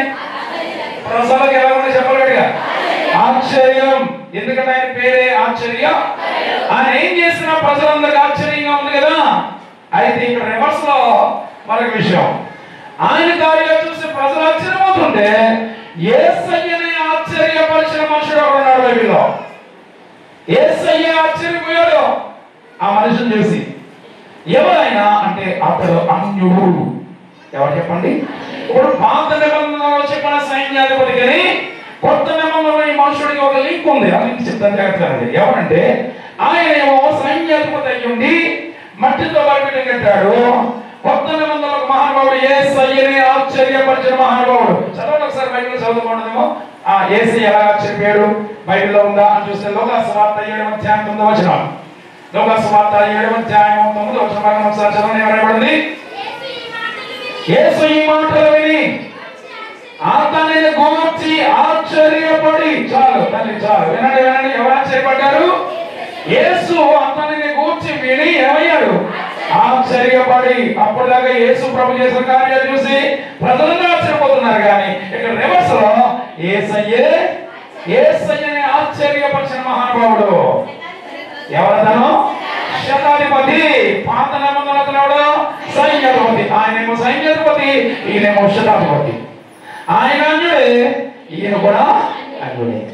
ఇద్దరికి తేడా ఏంటంటే ఆయనేమో దేశానికి ఏమో సైన్యాధిపతి, ఈయనేమో శతాధిపతి. అంటే శత అంటే శతమానం భవతి అంటే అర్థం చెప్పండి అమ్మా. ఆమెనండి, మీరు చాలా స్పీడ్గా ఉన్నారు. Very good. ఏమండి, దీంట్లో సహస్రనామగా 1000, శతానగా 100, నవమి అనగా దశమి అనగా ఓకే. మీకు ఉన్నారు. మీ తెలుగు పండితులు నాకు ఇప్పుడు అర్థమైంది. ఓకే, దేవునికి మహిమ కలుగు. మీ దగ్గర చాలా జాగ్రత్తగా చెప్పాలి. ఏమండి, శతాధిపతి అనగా 100 మంది సైనికులకు అధిపతి. ఇతన్ని చూసి యేసుప్రభువు ఏమైపోయాడు? ఆశ్చర్యపోయాడు. ఎందుకు ఆశ్చర్యపోయారు? యేసుని ఎందుకు ఆశ్చర్యపరిచాడంటే ఈయన స్టోరీ చెప్పాలి, ఈయన బ్యాక్గ్రౌండ్ చెప్పాలి, ఈయన చరిత్ర ఏంటో. సింపుల్ గా కొన్ని పాయింట్లు చెప్తాను దీని కోసం. ఓకే, 7 లేదా 8 పాయింట్లు చెప్పచ్చు. కానీ ఈ రాత్రి నాకు తెలిసి 4-5 పాయింట్లు చెప్పడానికి నా టైం అయిపోతే మీ మొఖాలు చూడలేక నేను ఇప్పుడే ముగించేద్దాం అనుకుంటున్నాను. కొంచెం నవ్వుతూ పెట్టండి అమ్మ మొఖాలు. నాకు సీరియస్ గా ఉన్నారు కాబట్టి చెప్పండి. లేదుగా మంచి ఆకాశానికి వెళ్ళడం సరే. ఎవరు వెళ్ళి అందరూ బాగా అంటారు. మళ్ళీ రేపు అడుగుతాను సుమా, ఇదే పాఠం రేపు వచ్చిన తర్వాత అప్పగించమని చెప్తాను చెప్పేయాలి. ఎందుకంటే ఈ రోజు ప్రసంగాలు ఎలాగైపోయినాయి అంటే ఉదయం చెప్పిన వాక్యం రాత్రికి చెప్పండి చెప్పలేకపోతున్నారు. కానీ 10 సంవత్సరాలు కొంచెం చక్రవర్తిని చెప్పండి అంటే చెప్పారు ప్రసంగాలు. మీరు కదా మా బాబుల్లో కూడా ఇక్కడ అర్థం కాదు. చక్రవర్తి అంటే మీరు మా పెద్దలు బాధించారు. దేవునికి మహిమ కలుగునుగా. ఎవరైనంటే శతాధిపతి. ఈ శతాధిపతి ఏ పట్టణంలో ఉన్నాడంటే అమ్మా అబ్బా బాబా ఎక్కడికో పోయారు. ఆయన వేరు, నేను చెప్పాలనుకున్న ఆయన వేరు, నాకే మీ పాఠాలు నేర్పిస్తున్నాను. వినండి, ఎవరైనంటే వినండి, కపెర్నహూము అనే పట్టణం. చెప్పండి, ఏ పట్టణం ఇది? ఈ పట్టణం ఎలాంటిదంటే వినండి, పట్టణాలు రకరకాలు ఉంటాయి. మెట్రోపాలిటన్ సిటీస్ అంటారు. చదువుకున్న పిల్లలు అర్థమవుతుంది. మెట్రోపాలిటన్ సిటీస్ అని ఏవేంటంటే చెప్పండి, ముంబై, ఢిల్లీ, మద్రాస్, కలకత్తా. ఇప్పుడు ఈ మధ్య కాలంలో మన హైదరాబాద్ కూడా మెట్రోపాలిటన్ సిటీస్ అయింది. ఇవి చాలా ఉన్నతమైన పట్టణం. అలాంటి పట్టణాల్లో ఒక పట్టణం లాంటిదే కపెర్నహూము అనే పట్టణం. బాగా తెలుసుకోండి, కపెర్నహూము అనేది చాలా ఉన్నతమైనటువంటి జనసాంద్రత కలిగిన పట్టణం. అలాంటి పట్టణంలో ఈ శతాధిపతి నివాసం చేస్తున్నాడు. ఇతని ఇల్లు ఎవరి ప్యాలెస్ విన్నారు? ఎప్పుడైనా ప్యాలెస్ విన్నారా? ప్యాలెస్ ఎవరుంటారు? రాజులు ఉంటారు కదా. అలాంటి ప్యాలెస్ లాంటి ఇల్లు కలిగిన వాడు. ఎవరి గొప్ప గృహం కలిగి, మంచి ఇల్లు కలిగి, మంచి ఉన్నతమైన స్థితి కలిగిన వాడు. బైబిల్ దాని గురించి ఉంటుంది. ఒకరిని వెళ్ళమంటే వెళ్తాడంటే, ఒకరు రమ్మంటే వస్తాడు. అంత పవర్ఫుల్ మ్యాన్, అంత శక్తిమంతుడు, అంత ఉన్నతమైన వాడు. ఏమండి అతని ఇంట్లోనే పనిచేసేవాళ్ళు ఎంతో మంది, పనిచేసేవాళ్ళే చాలా మంది ఉన్నారు. బైబిల్ అన్నమాట. బైబిల్లో చాలా మంది పనిచేసేవాళ్ళు కూడా ఉన్నారు. అలాంటి ఉన్నతమైన స్థితిలో ఉన్నటువంటి శతాధిపతి ఎవరిని ఆశ్చర్యపరిచాడు? యేసయ్యనే ఆశ్చర్యపరిచాడు. కన్నుడైన వాడు. ఇంకో మాట చెప్పుకున్నా, ఇతను ఎవరంటే యూదుడు కాదు. ఎవరితను? రోమియుడు. చెప్పండి, రోమియుడికి యూదులు కూడా తేడా చెప్పంటారా? ఇప్పుడు మనకి బ్రిటిష్ వాళ్ళు తెలుసా మీకు? మనం పరిపాలించారు కదా, 200 సంవత్సరాలు పరిపాలించబడ్డాం మనం. ఎవరు బ్రిటిష్ వాళ్ళని మనం ఇష్టపడతామా? అసలు దాన్ని దైవేశం కదా ఇష్టపడక. అలాగే రోమియులకి యూదులకు అసలు పడదు. యూదులు ఎవరు అండలో ఉండేవారు? ఎవరు పరిపాలన కింద ఉండేవారు? రోమియుల యొక్క పరిపాలన కింద ఉండేవారు. ఎవరంటే యూదులు. అట్లా అలాంటి రోమా ప్రభుత్వం చేత ఏమండి ఒక అధికారిగా అపాయింట్మెంట్ చేయబడ్డాడు. ఎవరంటే శతాధిపతి. ఇతను వాస్తవానికి ఎవరంటే అన్యుడు, రోమియుడు. ఎవరి మీద అధికారంగా ఉన్నాడు? యూదుల మీద అధికారంగా ఉన్నాడు. రోమియుల యొక్క అధికారాన్ని యూదులు ఇష్టపడతారా? ఇష్టపడరు. అందుకే బరబ్బాని వాడు చాలా స్టోరీ అని చెప్పండి ఆయన కానీ ఏమాత్రం ఒక విధంగా చెప్పండి శత్రువులుగా చూస్తారు. ఎవరిని? యూదులు శతాధిపతిని, రోమియులు ఎలా చూస్తారు? శత్రువులుగా చూస్తారు. అలాంటి శతాధిపతిని చూసి యేసుక్రీస్తు వారు ఎందుకు ఆశ్చర్యపోయాడండి అంటే ఒక మాట చెప్తారు. ఏమంటే బలిపీఠం కట్టాలి అని మనం చెప్పుకున్నాం కదా. అసలైన సిసలైన బలిపీఠం ఏంటంటే కొత్త నిబంధనలో విరిగిన హృదయమే దాని పూరింపుమా. విరిగిన హృదయమే దేవుడికి ఇష్టమైన బలి. అదే బలిపీఠం అంటే ఎవరి శరీర సంబంధమైనది ఉండేది పాత నిబంధనలో. దాని కొత్త నిబంధనలో వచ్చిన తర్వాత విరిగి కలిగిన మనసు దేవుడికి ఇష్టమైన బలి బయట చెప్తుంది కదా. అలాంటి మనసు కలిగిన వాడు ఎవరు అంటే శతాధిపతి అని చెప్పొచ్చు. ఎలా చెప్పొచ్చు అంటే ఆయన స్టోరీ వింటే మీకు మ్యాటర్ అవుతుంది. ఒక్కొక్క పాయింట్ చెప్పండి చెప్తాను. ఓకేనా? ఒకటి ఇతని పొజిషన్ ఏంటి చెప్పండి? చాలా ఉన్నతమైనటువంటి స్థితి కలిగిన వాడు. ఎలాంటి ఇల్లు ఉంది? మామూలు పెంగిళ్ళు కాదు, వాళ్ళ స్లాబ్ కాదు. ఎలాంటిది? ప్యాలెస్ లాంటి ఇల్లు కలిగిన వాడు. అతని కింద 100 మంది సైనికులు ఉన్నారు. ఇంట్లో పనిచేసేవాడు చాలా మంది. ఈ స్థితిలో కలిగినటువంటి అతనికి ఇంట్లో పనిచేసే దాసులు ఉంటారు కదా. ఇంట్లో పనిచేసే ఉంటారు కదా. దాసుల్లో ఒక దాసుడికి జబ్బు చేసిందట. జబ్బు అంటే మామూలు జబ్బు కాదు, చచ్చిపోవడానికి సిద్ధంగా ఉన్నంత రోగం వచ్చింది. రోగం వస్తే అమ్మ మనలో మన మాట వినండి. ఆయన గురించి చెప్పడానికి ఉంది మాట చెప్తారు. మా ఏరియాలో ఎంపీ గారు, ఎమ్మెల్యే గారు ఉంటారు కదా. ఎంపీ గారు ఇంట్లో పనిచేసేవాడు చాలా మంది ఉంటారు. ఉంటారు లేదు చెప్పడం మీద. ఇంట్లో పనిచేసే దాసులకి లేకపోతే దాసీలకో అంట్లు తోమేవాడు, శుభ్రం చేసేవాడు ఎవరికైనా బాగోలేదు అనుకోండి. అమ్మ బాగోలేదు అనుకో, ఎంపీ గారు వచ్చి ఆమెను తీసుకుని కారులో ఎక్కించుకొని హాస్పిటల్ తీసుకెళ్ళి ట్రీట్మెంట్ ఇప్పించి మళ్ళీ తీసుకొచ్చి రోజు తేడా అసలు పట్టించుకుంటాడా? ఒకవేళ ఎవరైనా బాగోలేదు చెప్పాడా ఏం కావాలో చూడండి అంటారు తప్ప కనీసం పట్టించుకోరు. బాగోకు కూడా అడిగే పరిస్థితి ఉండదు కదా. అంతకంటే ఉన్నతమైన స్థితిలో ఉన్నాడు మహానుభావుడు. అంటే ఆయన ఇంట్లో దాసుడు బాగోపోతే ఏం చేశాడు చెప్పా? ఏ సేవలు ఎప్పుడు చెప్పండి. మొదటి నుంచి చదవండి ఒకసారి. జయమంది నుంచి రండి, మొదటి నుంచి రండి. అమ్మ ఏంటి మాట మొదలెట్టారండి అమ్మ? ఎవరో ఒకటి చదవండి. గట్టిగా చదువు, చిన్న చదువుతాలి. ఆయన తన మాటలు నీవు సంపూర్ణ వినిపించిన తర్వాత అమ్మ ఎక్కడికి వచ్చాడు యేసుప్రభువు వారు? ఏ పట్టణంలోకి? కపెర్నహూములోకి వచ్చాను. అలా వినండి. ఒక శతాధిపతి ఎక్కడ ఉన్నాడని చెప్పుకున్నాం. కపెర్నహూము పట్టణంలో ఉన్నటువంటి శతాధిపతికి ప్రియుడైన దాసుడు రోగి అయి ఉండేది. ఆ రోగం కూడా ఏంటిది? చచ్చిపోవడానికి రెడీ అవుతున్నటువంటి భయంకర రోగం వచ్చింది. అప్పుడు అతను ఏం చేశాడు? శతాధిపతి ఎవరి గురించి విన్నాడు? యేసుని గురించి విని ఆగండి ఎవరి గురించి వినడం? యేసే శతాధిపతి. బైబిల్ ఏం చెప్తుంది? వినుట వలన విశ్వాసం కలుగుతున్న మాటకు తగ్గట్టుగా యేసుక్రీస్తు వారి గురించి ఎప్పుడైతే శతాధిపతి విన్నాడు, తన మనసులో ఏం కలిగిందంటే నా దాసుడు బాగోలేదు కదా, హాస్పిటల్కి తీసుకెళ్ళా ఈయన ఇంటికి రప్పిద్దాం అనుకున్నాడు. రప్పించాలనుకున్నప్పుడు ఏం చేయొచ్చు అని చెప్పండి. ఎవరెవరి చేత కబురు, అతను మన స్థితిని బట్టి కబురు పెట్టచ్చు. ఏమని, ఒరే యేసు ప్రభు అద్భుతాలు చేస్తున్నాడు కదా, మన ఏరియాలో తిరుగుతున్నాడు, ఒకసారి ఇంటికి రమ్మని చెప్పండి, ఆ కబురు పెట్టచ్చు. కానీ నేను ఏం చేశాను తెలుసా, ఆయన వెళ్ళాడనుకున్నారా, వెళ్ళలేదు. ఇది ఎంత కీలకమైన విషయం అంటే ఎవరి దగ్గరికి వెళ్ళాడంటే యేసు ప్రభు దగ్గరికి వెళ్ళలేదు, కానీ యూదుల్లో కొంతమంది పెద్దలు ఉన్నారు. ఆ పెద్దల దగ్గరికి వెళ్ళి రికమెండేషన్ అడుగుతున్నాడు. ఏమని, పెద్దలారా నా ఇంట్లో దాసుడికి ఒకటి బాగోలేదు, మీ యేసు ప్రభు వారి దగ్గరికి వెళ్ళి దయించి ఆయన నా ఇంటికి పంపండి అని ఎవరిని అడుగుతున్నాడు. వెళ్ళి ఉందా చదవండి, దాంట్లో చదవమ్మా. తన దాసుని స్వస్థపరచాలని అలో ఆయనను వేడుకున్నాడు. ఎవరిని, యేసుక్రీస్తు వారు వేడుకున్నటకు యూదుల పెద్దలను. యూదులు ఎవరి దగ్గరకు వచ్చి అడుగుతున్నాడు, డైరెక్ట్ యేసు ప్రభు దగ్గరికి వెళ్ళొచ్చు కదా. ఏమన్నా చిన్నవాడైతేను చాలా ఉన్నత పరిస్థితి కలిగిన వాడే, కానీ ఎవరి దగ్గరకు వచ్చాడు చెప్పండి, డైరెక్ట్ యేసు ప్రభు దగ్గరికి వెళ్ళడానికి ఈయనకి ధైర్యం లేదు. తర్వాత నేను పాఠంలో చెప్తాను, మీకు అర్థమవుతుంది. అందుచేత ఎవరి దగ్గరకు వచ్చాడు, యూదుల పెద్దల దగ్గరకు వచ్చాడు. యూదులకి ఈయనకి పడుతుందా, అస్సలు శత్రువుగా చూస్తారు కదా. అంటే ఎవరి దగ్గరకు వచ్చి రికమెండేషన్ అడుగుతున్నాడు అంటే శత్రువులైన వారి దగ్గరకు వచ్చి రికమెండేషన్ అడుగుతున్నాడు.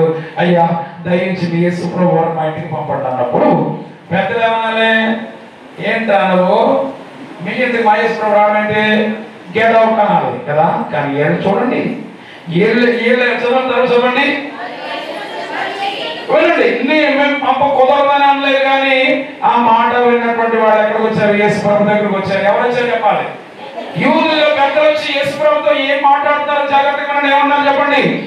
నీ యేసైతే చెప్తున్నారు, నీ వలన మేలు పొందుటకు ఇతడు యోగ్యుడు, దేవునికి మహిమ కలుగునుగాక. ఎవడైతాడో అన్యుడైనటువంటి శతాధిపతి గురించి యూదుల పెద్దలు యేసు ప్రభు దగ్గర ఏం సాక్ష్యం ఇస్తున్నారంటే, నీ వలన మేలు పొందుటకు ఇతడు అంటే శత్రువు చేత కూడా మంచి సాక్ష్యము కలిగినవాడు. దానికి ముందు ఇతను మనసు ఎలాంటిదంటే బీదలను ప్రేమించే మనసు.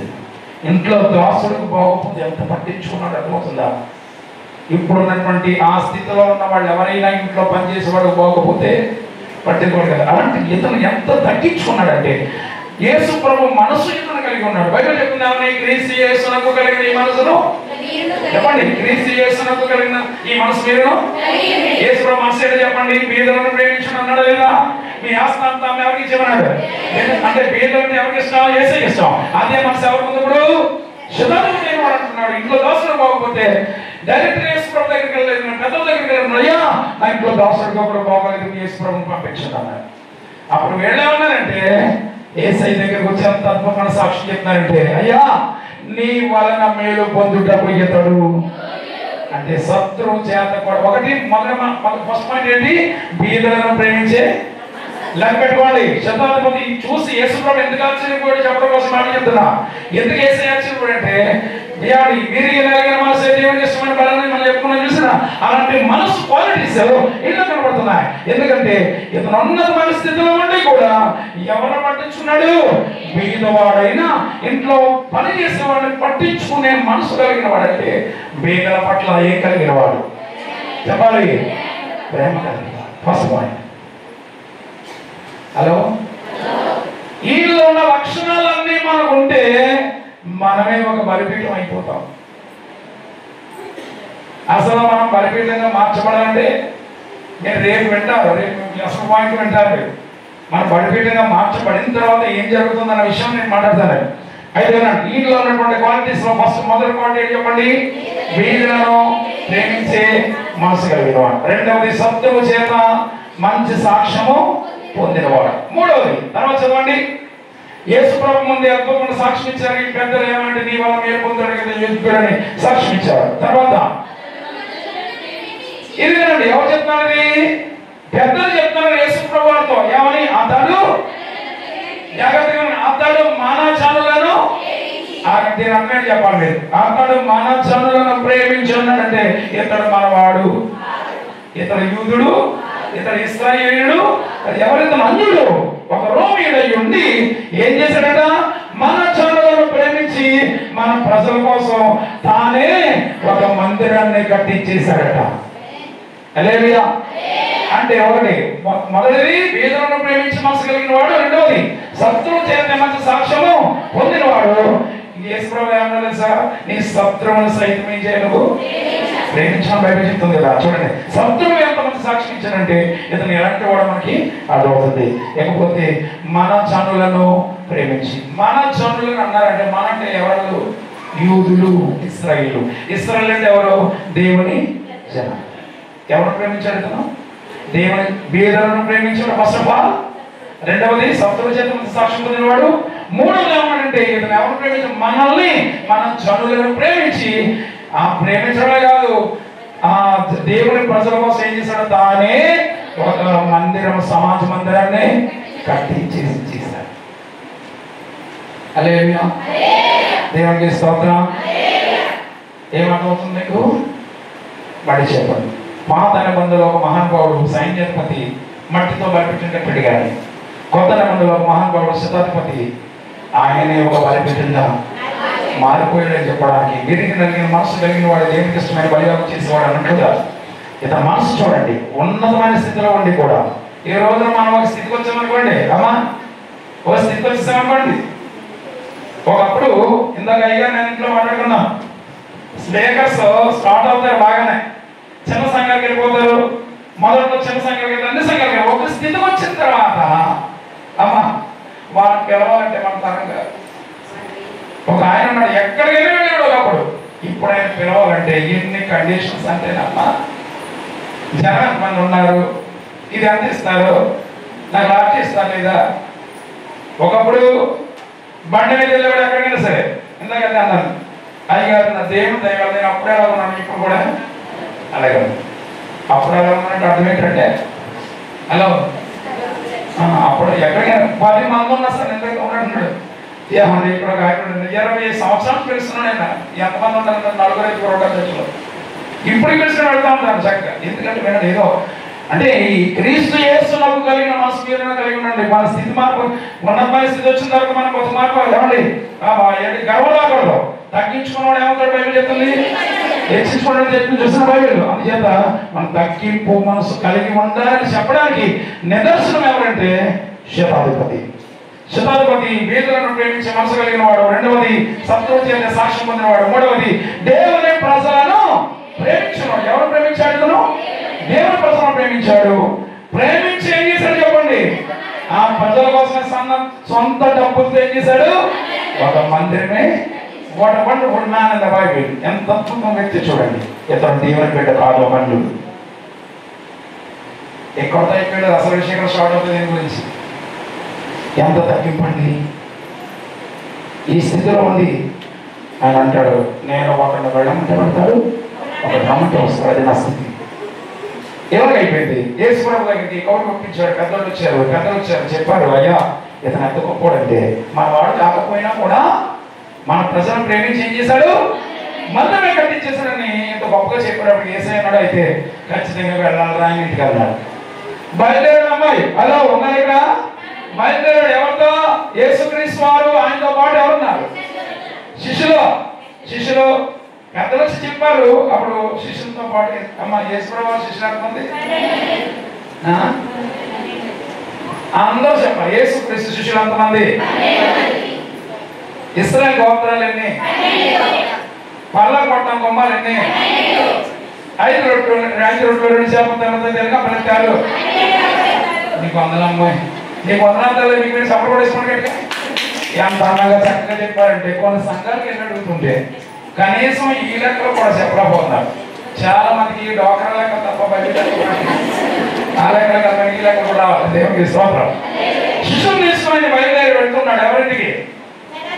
శతాధిపతి ఇంటికి వెళ్తుండగా, అమ్మ వీధి వినండి జాగ్రత్తగా. యేసయ్య దగ్గరికి, ఆ ఇంటి దగ్గరలోకి వస్తున్నాడని తెలుసుకున్న శతాధిపతి గడి ఆడిపోతున్నాడు. ఆడిపోయి ఏం చేశాడంటే గబగబాలో యేసయ్య కబురు పెట్టాడు. అక్కడ ఉన్న స్నేహితుడు ఆయన వచ్చేస్తున్నారు, వెళ్ళడం అయిపోయి మాట చెప్పండి అన్నాడు. ఏం చెప్పాలి? శబ్దం జరుగుతుంది కదా. వదిలేశాడు మీద ఆయన ఎవరు? యేసుప్రభు వారు శతాధిపతి యొక్క ఇంటి దగ్గరికి వచ్చినప్పుడు శతాధిపతి ఏం చేస్తున్నాడు చూడండి, ఏం చేస్తున్నాడు? తన స్నేహితులంటే కూడా ఉన్న వారిని పిలిచి మాట్లాడుతున్నాడు. ఏమని? మీరు ఆయన దగ్గరికి వెళ్ళండి, ప్రభువా శ్రమ తీసుకోవద్దు, నీవు నా ఇంటిలోకి వచ్చుటకు నేను పాత్రుడును.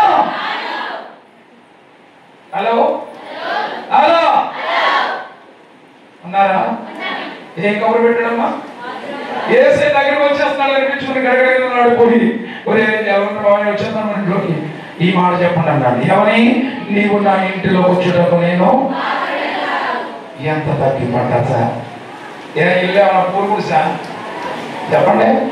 లేకపోతే ఏమన్నా పెట్టిలా, లేకపోతే ఏమన్నా శ్రావేశ్వరిలా? ఎలాంటి ఇల్లు ఉంది? దేవస్థలాంటి ఇల్లు కలిగిన వాడు అంటున్నాడు, అయ్యా నువ్వు నా ఇంట్లో అడుగు పెట్టడానికి నేను యోగ్యుడను కానని చెప్పి రెండో మాట ఇంకా బాగుంటుంది. ఏమన్నాడు? అని చెప్పి నీ ముందుకు వచ్చి నిలబడ్డానికి యోగ్యుడని నేను అనుకోవడం లేదు. అంటే అర్థం ఏంటంటే నువ్వు నా ఇంట్లోకి రావడానికి అర్హుడని కాదు, నీ ముందుకు వచ్చి నిలబడ్డానికి నేను పాత్రుడను కాను అని అప్పుడు అన్నమాట. ఈ మాట వినండి, ఈ మాట యేసయ్యని ఎలా గుండె పిండేసింది అనమాట. ఏమని చెప్పా? అయ్యా నువ్వు నీ ముందుకు వచ్చి నిలబడ్డానికి నేను పాత్రను ఎంచుకోవట్లేదు, నా ఇంట్లో పెట్టడానికి యోగ్యుడు కాదని ఒక మాట అన్నాడు. నువ్వు ఎక్కడున్నావో అక్కడి నుంచి ఒక మాట సెలవిస్తే చాలు, ఇక్కడ నా అవసరం బాగైపోతాడు. ఈ మాటను కానీ అందరూ గట్టిగా చెప్పడం లేదనుకోండి,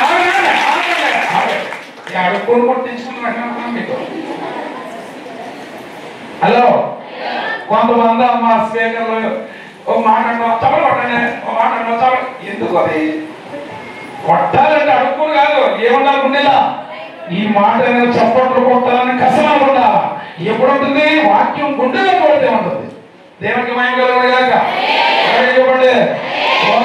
వాడు మాట్లాడుతున్నాడు ఏమంటే, అయ్యా నువ్వు శ్రమ తీసుకోవద్దు, నువ్వు ఎక్కడున్నావు అక్కడి నుంచి మాట అనగాడు, ఇక్కడ అవసరం ఆగిపోతాడు. మాట విన్నప్పుడు యేసయ్యా అతని మాటల గురించి విని ఏమైపోయాడు?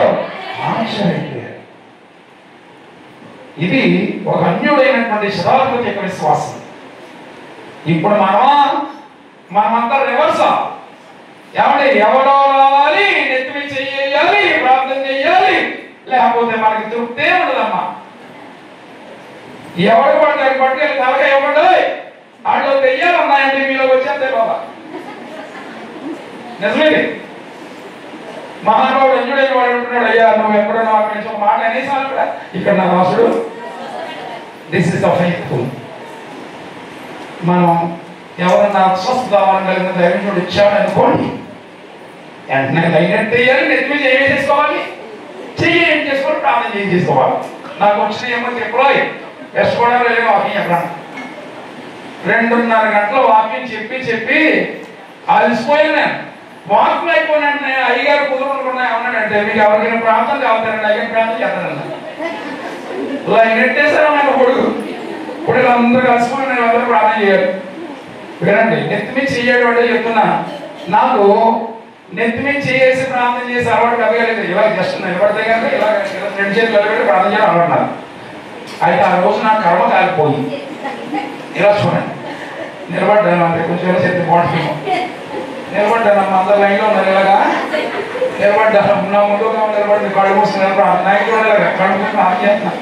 ప్రార్థన మధ్యలో చెయ్యకుండా ఇప్పుడు కళ్ళు మూసుకుని ప్రార్థన చేయకుండా చెయ్యకుండా ఏమనుకుంటా మళ్ళీపోయి వెళ్ళిపోతున్నామన్నా. ఎందుకు విషయాలు చెయ్యకుండా ఎట్లు చెప్పుకోండి. ఫోన్ ఎట్లు చేసి ప్రార్థన చేయమని అడగచ్చు కదా, మాయదారమంట నన్ను అడగట్టేసి మహత్వాలు చాలా ఏంటి ఏమన్నా ఏం చేయాలి, నిజంగా ఏం చేయాలి, ఎవరయ్యాలి అమ్మా, ఎవరు పడతారు కాదు.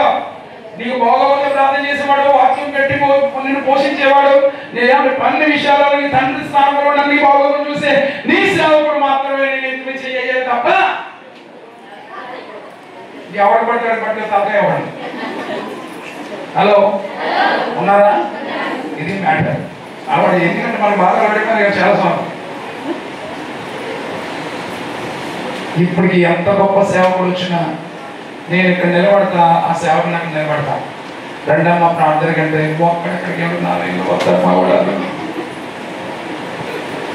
హలో, ఈ మీటింగ్లో అయిపోయిన తర్వాత నా దగ్గరికి ఎవరికి రావాలనుకుంటే పని చేయి. నాకు స్వస్థత వరం కూడా ఉంది, ప్రవచన వరం కూడా ఉంది. కానీ నేను ప్రార్థన చేస్తే 2 విషయాలు జరిగితే, ఒకటి రోగం అన్న పోతే, లేదంటే వెంటనే చచ్చిపోతాను. నిజంగా జరిగిన విషయం చెప్తున్నాను. ప్రార్థన చేసినట్టు చచ్చిపోతారు. నేను చెప్తాను.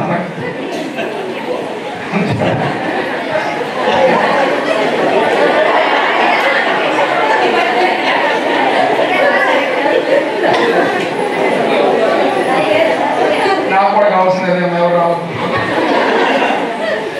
ఏమండి, మంచి అభిషక్తులైన వారు ఎప్పటి నుంచో దేవుని సేవలో నలిగినటువంటి ఒక అద్భుతమైన సేవకుడు మీకుండగా ఎవరి దగ్గర మనం ఎందుకు వెళ్ళాలండి? ఆయన మీద ఉన్న అభిషేకం మా మీద ఉంటుంది అనుకున్నారా?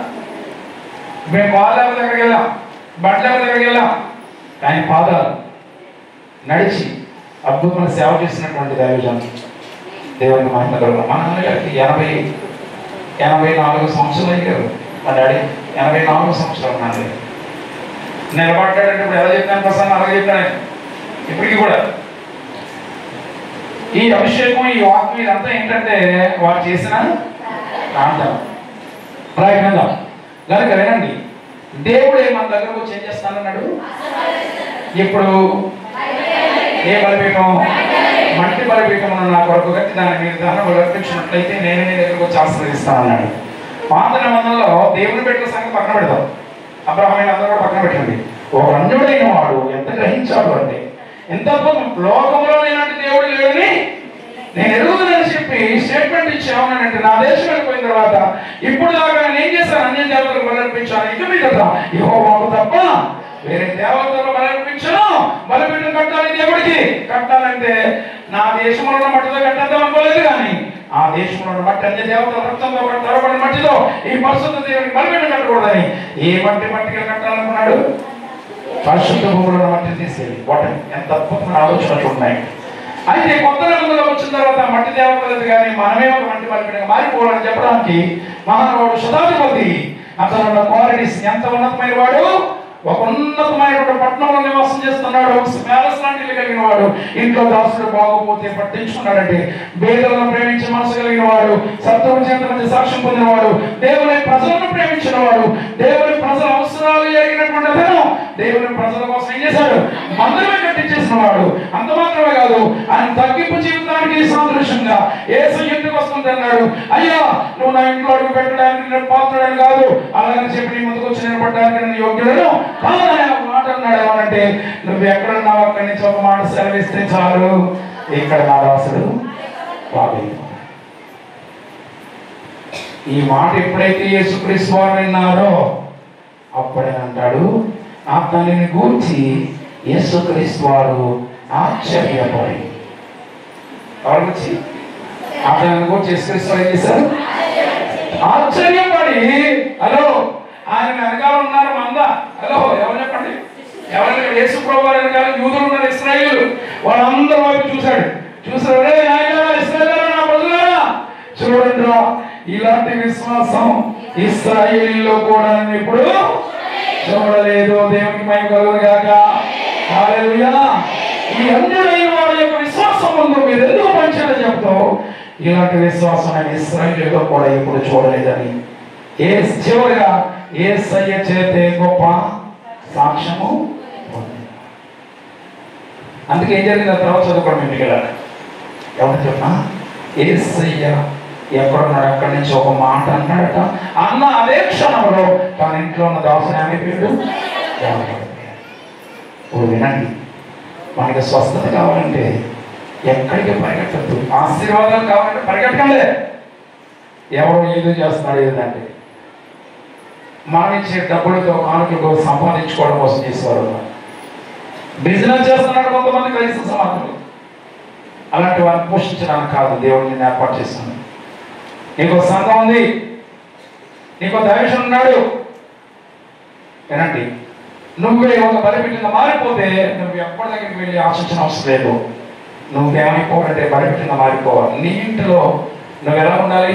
ఇంటికి నువ్వే ఒక బలిపీఠం అయ్యి, మన ఇంటికి మనం బలిపీఠం అయి ఉంటే గ్రామానికి బలిపీఠం దేవుని మందిరం లేదా? మన ఇంటికి మనం బలిపీఠం అయితే గ్రామానికి బలిపీఠం ఏం చెప్పండి? దేవుని మందిరమే. దాన్ని గమనించండి, వీళ్ళిద్దరి మధ్యలో ఉన్నటువంటి వ్యత్యాసం. ఏమండి, దేవుడు ఆయన ఇచ్చిన వాగ్దానం, బిడ్డ నా కొరకు నువ్వు బలిపీఠం కట్టు, దాని మీద హంబలు అర్పించు, నేనే నీ దగ్గరకు వచ్చి ఏం చేస్తాను, నేను ఆశీర్వదిస్తానని దేవుడే ఆయన ఇచ్చిన వాగ్దానాన్ని బైబిల్ ఉన్నటువంటి ఇద్దరు అల్లుడే. ఇక్కడ ఉన్న మ్యాటర్ ఏంటంటే పాత నిబంధనలు ఆయన అల్లుడే, కొత్త నిబంధనలు ఆయనే అల్లుడే. ఈయనేమో సైన్యాధిపతి, ఈయనేమో శతాధిపతి. ఆయనేమో ఎంత ఉన్నతంగా దేవుని గురించి ఆలోచించాడంటే ఇంత మహాదేవునికి బలిపీఠం కట్టడానికి ఆ మట్టి పని చేయదు అని ఈ మట్టిని చేసి పట్టుకెళ్ళి బలిపీఠం కట్టాడు. ఈ మహానుభావుడు చూడండి, యూదుడు కాకపోయినా కూడా దేవుని ప్రజలను ఏం చేశాడు, ప్రేమించాడు. ఒకటి, ఎవరు ప్రేమించాడు చెప్పండి, దేవుని ప్రేమించాడు. శత్రువులు కూడా అతను ప్రేమించే విధంగా చేసుకున్నాడు. మూడోది, దేవుని ప్రజలను ప్రేమించి మా కోసం ఏం చేశాడు చెప్పండి, ఒక అద్భుతమైన బలిపీఠాన్ని, ఒక మందిరాన్ని కట్టించినట్లుగా చూస్తున్నాం. ఓకే, తర్వాత దేవునికి ఏ కొరకు పెట్టాడు, కొంచెం బాగా తీయించండి, మేము ఎవరు చూపించుకోకండి. చెప్పండి అమ్మ, మధ్యాకాశానికి సరే వెనకండి ఒకసారి. లేదు ఎవరైనా లేదు, వారే ఉన్నారు అది కదా. రైట్, ముగించేస్తాను అమ్మాయి, మీ మొక్కలు చూడలేదు, ముగించేస్తాను పాటు జాగ్రత్తగా. ఇప్పుడు చెప్పండి, మన పిల్లలు దీవించబడాలన్నా, మన కుటుంబం దీవించబడాలన్నా, మనం ఆశీర్వదించబడాలన్నా మనం ఎక్కడికన్నా పరిగెట్టాలా, దేవుడే మన దగ్గరికి వస్తాడా? ఎవరన్నారు ఈ మాట? దేవుడే స్వయంగా ఏమన్నా చెప్పండి, నా కొరకు నువ్వు ఏం చేయాలి? అయితే దేవుడు వచ్చి దీవించాలంటే ఆయన భుజాల మీద ఉన్న మోపట్టుకొచ్చి నీ ముందెయ్యాలంటే ఏం చేయాలి? బలిపీఠం కట్ట. ఏ బలిపీఠం? పాత నిబంధనలు మట్టితో బలిపీఠం కంటే కొత్త నిబంధనలకు వచ్చిన మట్టిదే ఉండవద్దు, మనమే ఒక మట్టి బలిపీఠంగా అలా బలిపీఠంలా కనిపిస్తుంది. ఈయన చరిత్ర చదువుతుంటే నా కళ్ళ ముందు ఈయన ఒక బలిపీఠం అయిపోయాడు అన్నట్టుగా కనపడతాడు ఆయన. ఎందుకంటే మంచి మనసు కలిగిన వాడు, విరిగి నలిగిన మనసు కలిగిన వాడు, పేదలను ప్రేమించే మనసు కలిగిన వాడు, శత్రువు సైతము ప్రేమించే మనసు కలిగిన వాడు, దేవుని ప్రజలను ప్రేమించిన మనసు కలిగిన వాడు. దేవుని ప్రజల కోసం ఏం చేసేసాడు? సొంత డబ్బులతో మందిరమే కట్టించేశాడు. యేసయ్య ముందు ఎలా తగ్గించుకున్నాడు? నీ ముందు నిలబడడానికి నేను యోగ్యుడను కాదు, నా ఇంట్లోకి రావడానికి నేను అనుకున్నాను కాదు, నువ్వు ఎక్కడున్నావు అక్కడి నుంచి ఒక మాట సెలవిస్తే చాలు, ఇక్కడ నా దాసుడు భాగ్యపోతాడు. ఈ మాటలు విన్న యేసయ్య అప్పటి వరకు అందరిని ఆశ్చర్యపరిచాడు, కానీ యేసయ్యని ఆశ్చర్యపరిచిన మహానుభావుడు ఎవరు? శతాధిపతులు మారిపోతే నీ ఇంటిలో అద్భుతం జరుగుతుంది, స్వస్థత జరుగుతుంది, ఆశీర్వాదం జరుగుతుంది.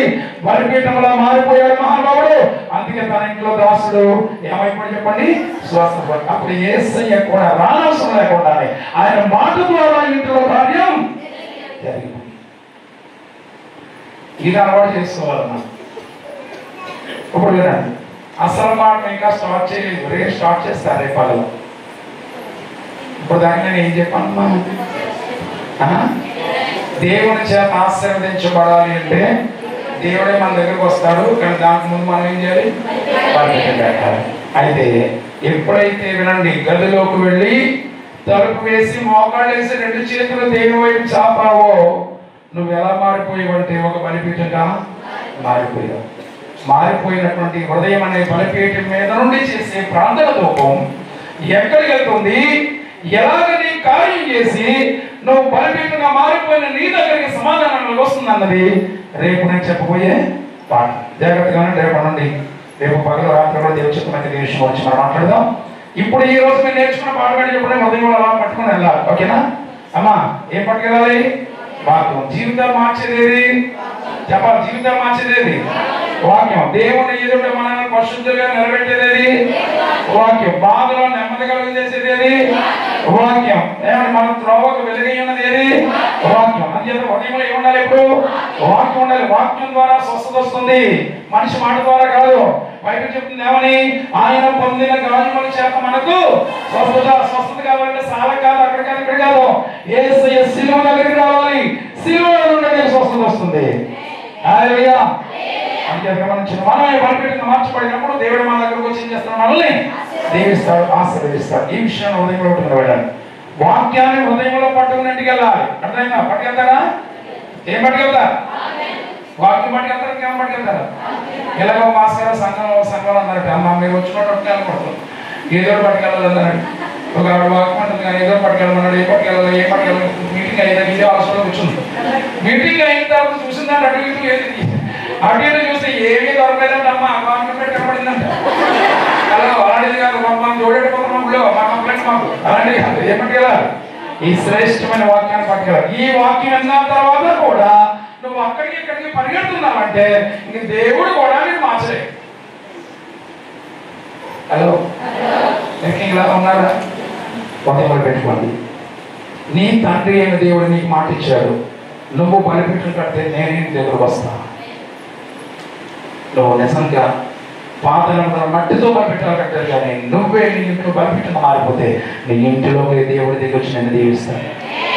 అలాంటి దీవెన పరమైనటువంటి ఆశీర్వాదపరమైన బలిపీఠం నీ ఇంట్లో కట్టబడిన గాక.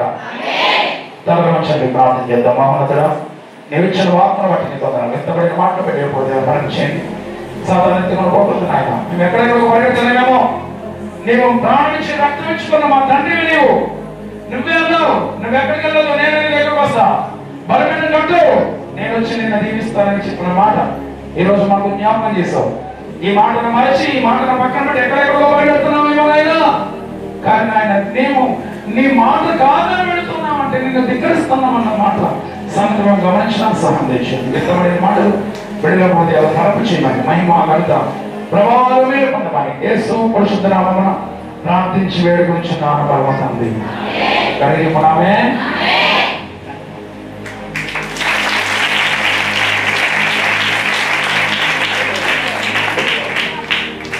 దేవునికి స్తోత్రాలు. అద్భుతమైన సందేశాన్ని మొదటి రాత్రి దేవుని దాసులు దేవుడి రాజయ్య గారి ద్వారా విన్నాం. అయ్యగారు వచ్చి ఇప్పుడు ఏడైందేమనుకున్నాను. మొత్తం మీద వారితో నాకు పరిచయం 20 సంవత్సరాలు పరిచయం ఉంటుంది.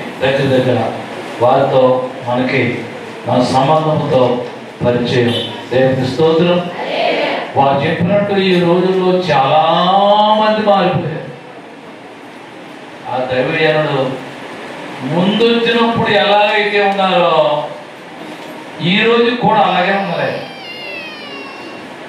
ఏమి మార్పు రాలేదు. చెప్పారు కదా ఏర్పాట్లు ఎలా ఉందో పాస్టర్లో ఈ రోజున ఎవరిని చూస్తున్నారు? మనుషులు చూస్తున్నారు అని చెప్పే సందేశం కాదు, చెప్పే మాటలు కాదు. అలా ఉండొద్దు. మనం దేవుని వాక్యాన్ని విందాం. ఇంకా రేపు పగలు రేపు రాత్రి తన దాసులు మన మధ్య బలంగా వాడుకోబోతున్నారు. దేవునికి స్తోత్రం. మీకు ఆకలి ఉండాలి. ఏమాకలి? శరీరకమైన ఆకలి కదా. శరీరకంగా ఉపవాసం ఉన్నారులే. ఆత్మ సంబంధమైన ఆకలితో మీరు విశ్వాసంతో వస్తే మీతో తప్పనిసరిగా దేవుడు మాట్లాడతారు అని చెప్పిన ప్రతి మాట వజ్రాల కంటే బంగారం కంటే ఖరీదైన మాటలు. దేవుని స్తోత్రం. వజ్రాలు బంగారం ఉంటారు కానీ ఏమి ఉండదు, పట్టిపోతుంది. అక్కడ ఉండదు, మీ ఒంటి మీద ఎప్పుడు వెళ్ళిపోతాయి. దేవుని మాటలు వెళ్ళవు, అందులోనే ఉంటాయి. కూడిక ముగించుకుందాం. చాలా సమయమైంది. దయచేసి అందరూ కూడా ఒక్కసారి తల వంచండి. సమయంలో దమ్మంపూడిలో దేవుని సేవ చేస్తున్న దైవజనులు మా అన్నయ్య గారి అబ్బాయి, మా అబ్బాయిలో ఆయన పెద్ద కొడుకు. మరి ఏ కార్యక్రమం జరిగినప్పుడు మనం ఆయన ఉంచి కనపడతారో అందుకు ఆయన్ని సంగమను దేవుడు ఆశీర్వదించి తన పరిచయంలో వాడుకోలేక అందరూ ప్రార్థన చేయండి. ఆయన కూడా ఈ రాత్రి కుటుంబంతో వచ్చాడని అనుకుంటాను నేను. మరి మా కోడలు గారిని మా పిల్లలు కానీ మనవల్ని చూడలేదు, వారు కూడా వచ్చి ఉంటారు. ఇప్పుడు ఈ చివరి ప్రార్థన చేస్తారు. మనందరం ప్రార్థనలో ఇంకేమన్నా వారు సంఘాన్ని కుటుంబాన్ని దేవుడు ఆశీర్వదించారు. ప్రార్థన చేస్తున్నారు. దేవుడు తన దాసులని రాత్రి మనకు స్పష్టంగా మాట్లాడారు. దేవుడికి మన బలిపీఠంగా మారి ఆయన మన దగ్గరికి వచ్చి మనల్ని ఆశీర్వదించినట్లుగా మనమే ఆయనకి బట్టి బలిపీఠం అయిపోదాం. ఇంతవరకు దేవుడు తన సేవకుని మన మధ్య నిలవబెట్టుకుని ప్రతి ఒక్కరితో దేవుడు మాట్లాడారు. దేవుడు మాటలు హృదయంలో పెట్టుకుని ఆయన వాక్యాన్ని పట్టుకుని వెళ్దాం. ఆయన వాక్యం మనం జీవింపజేస్తుంది. ఆయన వాక్యం మనం బ్రతికిస్తుంది. ఆయన వాక్యం మనల్ని నడిపిస్తుంది. దేవుడు తన సేవకులను బహు స్పష్టంగా రాత్రి మనతో మాట్లాడారు. మనం ఆయనకి బలిపీఠం అయిపోదాం. ఆయన మన దగ్గరికి వచ్చి ఆశీర్వదిస్తాడు. బలిపీఠంగా మారకపోతే ఆయన మన దగ్గరికి వచ్చి మనల్ని దీవించరు. శతాధిపతి ఎలాగైతే ఏసైకి బలిపీఠంగా మారి విరిగి నలిగిపోయారు, అట్టి రీతిలో ప్రభు కొరకు మనం విరిగి నలిగి నిజమైన బలిపీఠముగా, ఆత్మీయ బలిపీఠముగా మారి గొప్ప ఆశీర్వాదం పొందుకుందాం. ప్రార్థన చేసుకుందాం. మా పరమ తండ్రి, కృపగలిగిన దేవానికి వందనాలు. ఆయన రాత్రి ఈ మొదటి కూడికను ఆశీర్వాదకరంగా జరిగించినందుకు మిమ్మల్ని స్తుతిస్తున్నాం. ఈ సేవకులు మా మధ్యకు తోడుకొచ్చి వారిలో నుండి మా అందరితో ఎంతో స్పష్టంగా మీరు మాట్లాడారు. ఆయన మీకు వందనాలు, స్తోత్రాలు చెల్లిస్తున్నాం. మీరు ప్రతి ఒక్కరు నీ మాటలు గ్రహించడానికి సహాయం చేయండి. హృదయం మందు భద్రపరచుకోమన్నావు నాయన, భద్రపరచుకుని వెళ్ళడానికి సహాయం చేయండి. దివారాత్రము ధ్యానించమన్నావు అయ్యా. నీ మాటను ధ్యానిస్తూ తద్వారా కలిగే గొప్ప ఫలితం పొందుకోవడానికి సహాయం చేయండి. అలనాడు శతాధిపతి అలాగే నీ కొరకు బలిపీఠంగా మారి నీ గొప్ప దీవెన పొందుకున్నాడు. మేము నీకు అలా బలిపీఠం అవ్వడానికి సహాయం చేయండి. పాత బంధంలో నయమాను ఇశ్రాయేలు దేశం నుంచి మట్టి పట్టుకెళ్ళి నీ కొరకు బలిపీఠం కట్టినట్లుగా వాక్యాలను చూస్తున్నాం. ప్రభు మీరే మాతో మాట్లాడారు. మీరు వాక్యాన్ని ప్రతి ఒక్కరు గ్రహించడానికి సహాయం చేయండి. వాక్య ప్రకారంగా నడుచుకోవడానికి సహాయం చేయండి. మీకు బలిపీఠముగా, బలిపీఠం మీరు మా మధ్యకి రావడానికి బలిపీఠం మేము ఏర్పాటు చేయడానికి సహాయం చేయండి. మీకు అనుకూలంగా ప్రభు మీరు కోరుకున్నట్లుగా మేము ఉండడానికి సహాయం చేయండి. నీవు ఆశించినట్లుగా మేము నడుచుకోవడానికి సహాయం చేయండి. మా మధ్యకు నీవు వచ్చినట్లుగా మేము ఎలా ఉండాలని నువ్వు కోరుకుంటున్నావు అలా ఉండడానికి సహాయం చేయండి. వాక్యం ఉన్న ప్రతి ఒక్కరు నీ మాటలు గ్రహించాలి. వచ్చాము వెళ్ళాము అన్నట్లుగా కాకుండా ప్రతి ఒక్కరు నీ వాక్యం చేత నింపబడి ఆశీర్వదించబడి వెళ్ళాలని ప్రతి వారు నీ మాటలు క్రియ జరిగించు, ఫలింపచేయండి నాయన. పక్షులు చెట్టుకెళ్ళిపోయినట్లు కాకుండా ప్రతి ఒక్కరు నీ వాక్యం నిలిచి ఉండడానికి సహాయం చేయండి. ఈ సేవకులు ఇంకా బలపరిచి అనేక ప్రాంతాల్లో వాడుకోమని ప్రార్థిస్తున్నాం. స్థానిక దైవజనులు నాన్నగారి కుటుంబానికి దీవించి ఇంకా పరిచర్యలో వాడుకోనండి. రేపు పగలు, రేపు రాత్రి నుండి పగలు వరకు జరిగే ప్రతి కూటాన్ని ఆశీర్వాదకరంగా జరిగించండి. ఈ వర్షాకాలంలో, వర్షాల టైంలో మీరు మాకు ఇచ్చిన మంచి వాతావరణాన్ని బట్టి వందనాలు. 4 కూటాల్లో కూడా చక్కని వాతావరణం ఇచ్చి అనేక మంది కూడుకుని వాక్యం నీ సన్నిధిలో గడిపి నీ యొక్క ఆనందించి నీలో బలపరచబడడానికి సహాయం చేయండి. మా ముందున్న 3 కూటాలు ఆశీర్వాదకరంగా జరిగించండి. సేవకులు బలపరచి వాడుకోండి. ఇంకా మానేస్తున్న వారు కూడా అందరూ రావడానికి, ప్రతి ఒక్కరు వచ్చి నీ సన్నిధిలో ఆనందించి నేను మహిమపరిచి దీవించబడి వెళ్ళడానికి సహాయం చేయండి. సమస్త ఘనత, మహిమ, ప్రభావాలు మీరే పొందమని మీకే మహిమ చెల్లిస్తూ సమస్త ఘనతను మీకే ఆరోపిస్తూ యేసయ్య అతి పరిశుద్ధ ఘనమైన నామములో అడిగి వేడుకొనుచున్నాము మా పరమ తండ్రి, ఆమేన్.